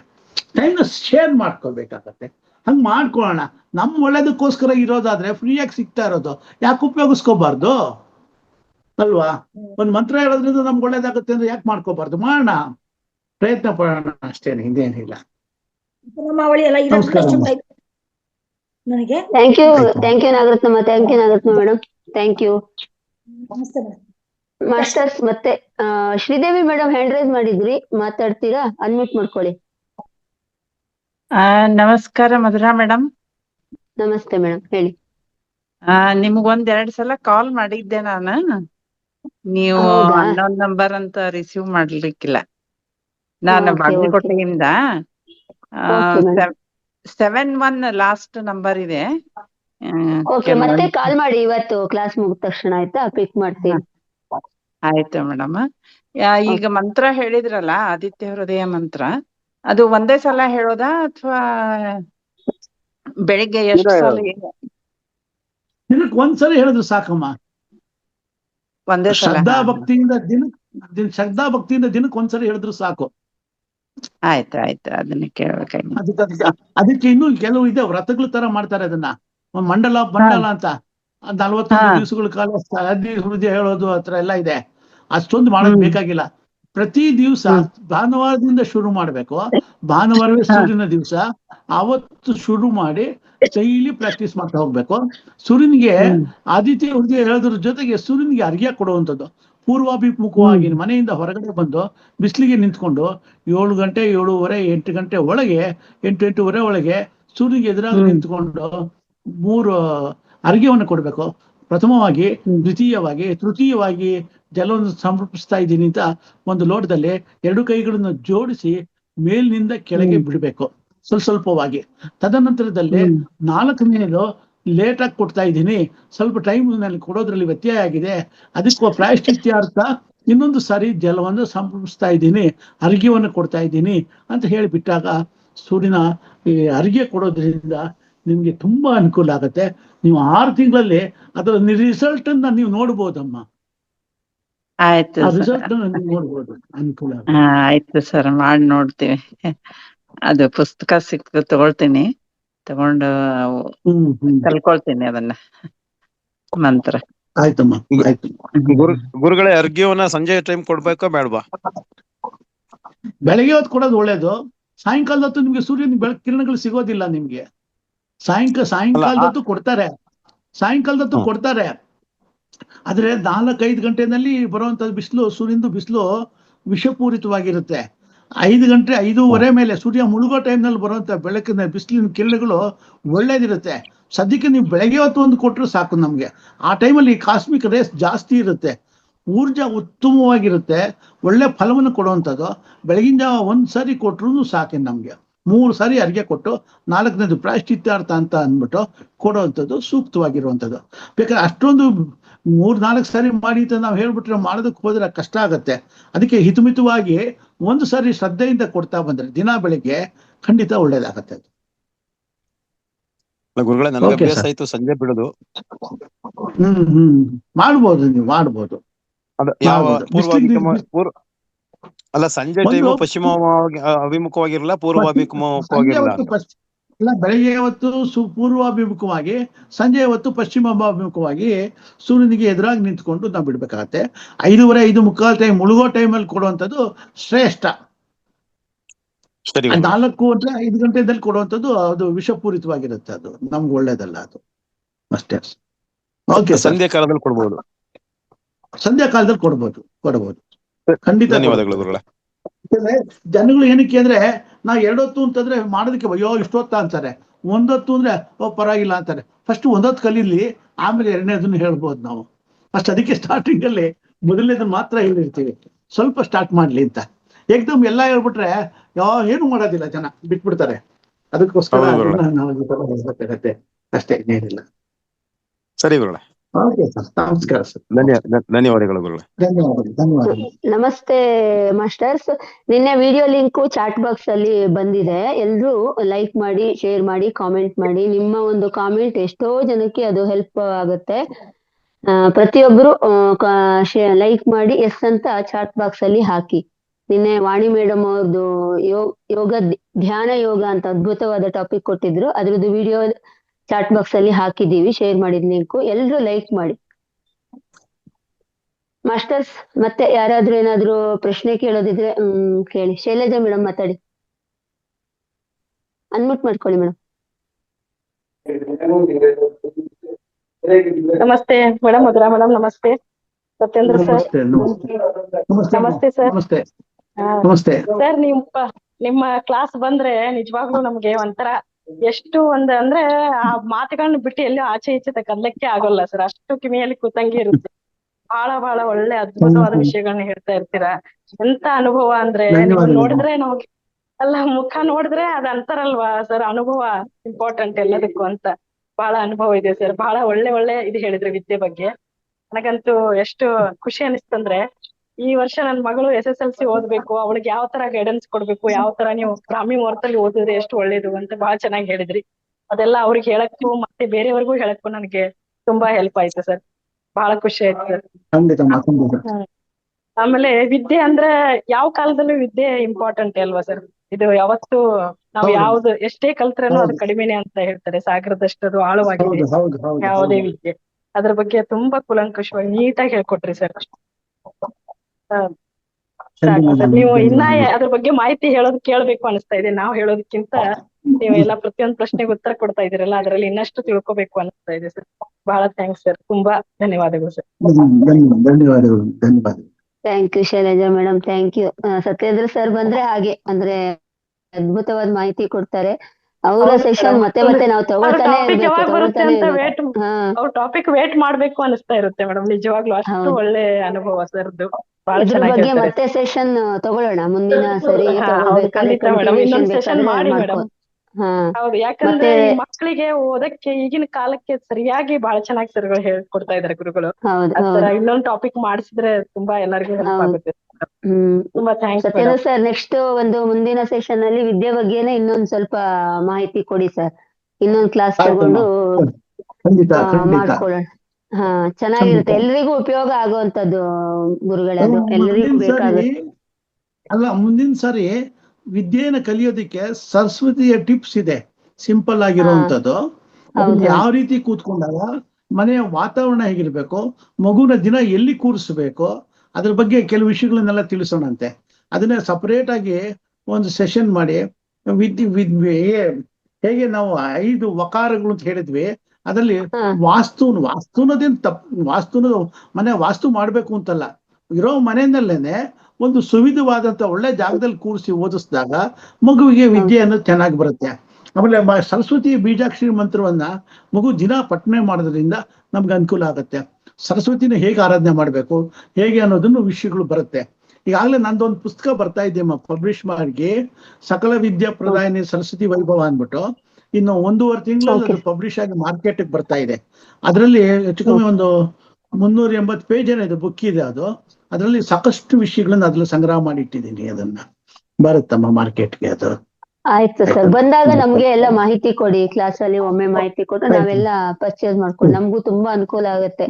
ಯಾಕಂದ್ರೆ ನಮ್ಮ ಮನೆಯಲ್ಲೂ ಮಕ್ಕಳು ಇರ್ತಾರಲ್ಲ, ಓದಿಸ್ಲಿಕ್ಕೆ ಪ್ರತಿಯೊಂದಕ್ಕೂ ಹೆಲ್ಪ್ ಆಗುತ್ತೆ ಸರ್ ಅದು. ಅದಕ್ಕೆ ಮುಂದಿನ ದಿನಗಳಲ್ಲಿ ಇನ್ನು ಉತ್ತಮವಾದ ನಿಮ್ಮ ಒಂದು ಅಂದ್ರೆ ಕಾರ್ಯಕ್ರಮ ಅಥವಾ ಜ್ಞಾನ ಹಂಚಿಕೆ ಅಂತ ಹೇಳ್ತೀವಿ, ಅದು ಇನ್ನು ಉತ್ತಮವಾಗಿ ಬರ್ಲಿ ಅಂತ ಹೇಳಿಕ್ ಇಷ್ಟಪಡ್ತೀನಿ. ಹಾಗೆ ನೆಕ್ಸ್ಟ್ ಕ್ಲಾಸ್ ಅಲ್ಲಿ ಇದನ್ನ ಮುಂದುವರಿದ ಭಾಗ ಅಂತಾನೆ ತಗೊಳ್ಳೋಣ, ವಿದ್ಯೆಗೆ ಸಂಬಂಧಿಸಿದೆ, ಎಲ್ರಿಗೂ ಬೇಕಾಗುತ್ತೆ. Thank you sir, thank you. ಅದ್ಭುತವಾದ ಒಂದು ಜ್ಞಾನ ಕೊಟ್ಟಿದ್ದೀರಾ. Thank you thank you thank you. ಅಮ್ಮ ಇನ್ನೊಂದು ವಿಷಯ, ನನಗೆ ಯಾಕೋ ಇವತ್ತು ವಿಡಿಯೋದಲ್ಲಿ ತುಂಬಾ ಪ್ರಾಬ್ಲಮ್ ಬಂತಲ್ಲಮ್ಮ, ನಂಗೆ ತುಂಬಾ ನೋವಾಯ್ತು. ನನಗೆ ಇರ್ಲಿ ಸರ್, ತೊಂದ್ರೆ ಇಲ್ಲ. ನಿಮ್ದು ನೆಟ್ವರ್ಕ್ ಇಶ್ಯೂ ಇತ್ತು, ನೀವು ವಿಡಿಯೋ ಆಫ್ ಮಾಡ್ಕೊಂಡ್ಮೇಲೆ ಕರೆಕ್ಟ್ ಆಯ್ತು ಸರ್. ಅದು ಮಾಹಿತಿ ಚೆನ್ನಾಗಿ ಸಿಕ್ತು. ಇಲ್ಲ ಸರ್, ಇಲ್ಲ ವಿಷಯಗಳೆಲ್ಲ ಅರ್ಥ ಆಯ್ತು ಸರ್, ಎಲ್ಲ ವಿಷಯಗಳು ಕವರ್ ಆಯ್ತು. ಕವರ್ ಆಯ್ತು. ವಿಡಿಯೋ ಆಫ್ ಮಾಡ್ಕೊಂಡ್ರಲ್ಲ, ಆಗ ನಿಮ್ದು ಸರಿ ಆಯ್ತು ಸರ್, ಚೆನ್ನಾಗ್ ಬಂತು, ವಿಷಯಗಳೆಲ್ಲ ಕವರ್ ಆಗಿದೆ. Thank you sir, thank you. ಮತ್ತೊಮ್ಮೆ ತುಂಬು ಹೃದಯದ ಧನ್ಯವಾದಗಳು. Suteja madam continue. Madhura madam ಹೇಳಿ ಮೇಡಮ್. ರಾಗಿ ಅಂಬ್ಲಿ ಮಾಡಿದ್ರ, ಅದು ಇದು ಗ್ರೂಪ್ ಅಲ್ಲಿ ಹಾಕಿದ್ರಲ್ಲ, ಅದ್ ಮಾಡೋದ್ ಹೇಗೆ? ಫೋನ್ ಮಾಡಿ ಮೇಡಮ್, ನಾನು ಹೇಳ್ತೀನಿ. ಫೋನ್ ಮಾಡ್ಲಾ? ಹಾ ಸರಿ ಮೇಡಮ್. ಸಂಪನ್ನಗೊಳಿಸದ ಮೇಡಮ್? ಹಾ ಮಾಡೋಣ ಮೇಡಮ್, ಟೈಮ್ ಆಯ್ತಲ್ಲ. ಇಲ್ಲಿಯವರೆಗೆ ವಿದ್ಯೆ ಹಾಗೂ ಮಹತ್ವದ ಬಗ್ಗೆ ಅದ್ಭುತವಾದ ವಿಷಯವನ್ನ ತಿಳಿಸಿದಕ್ಕಾಗಿ ಸತ್ಯೇಂದ್ರ ಕುಮಾರ್ ಸರ್ ಅವರಿಗೆ ಅನಂತಾನಂದ ವಂದನೆಗಳು ಹಾಗೂ ಧನ್ಯವಾದಗಳು. ಹಾಗೂ ಎಲ್ಲರೂ ತಮ್ಮ ಅನುಮಾನವನ್ನ ಕೇಳಿ ಪ್ರಶ್ನೆಗಳನ್ನ ಕೇಳಿ ಬಗೆಹರಿಸ್ಕೊಂಡಿದ್ದೀರಿ ಅಂತ ಅರ್ಥ ಮಾಡ್ಕೊಂಡಿದ್ದೀವಿ. ಹಾಗೆ ನಿಮ್ಮ ಅನಿಸಿಕೆಗಳನ್ನ ಅನುಭವಗಳನ್ನ ಹೇಳಿದ್ದಕ್ಕೆ ನಿಮ್ಗೆಲ್ಲರಿಗೂ ಧನ್ಯವಾದಗಳು. ಇಲ್ಲಿಯವರೆಗೆ ಕುಳಿತು ವೀಕ್ಷಿಸಿದ ಎಲ್ಲಾ ಆತ್ಮಬಂಧುಗಳಿಗೂ ವಂದನೆಗಳು. ಮತ್ತೊಮ್ಮೆ ಎಲ್ಲರಿಗೂ ಧನ್ಯವಾದಗಳು ಅಂತ ಹೇಳ್ತಾ ಥ್ಯಾಂಕ್ ಯು ಸರ್. ಮೇಡಮ್ ಮಾಡಿ ಸರ್.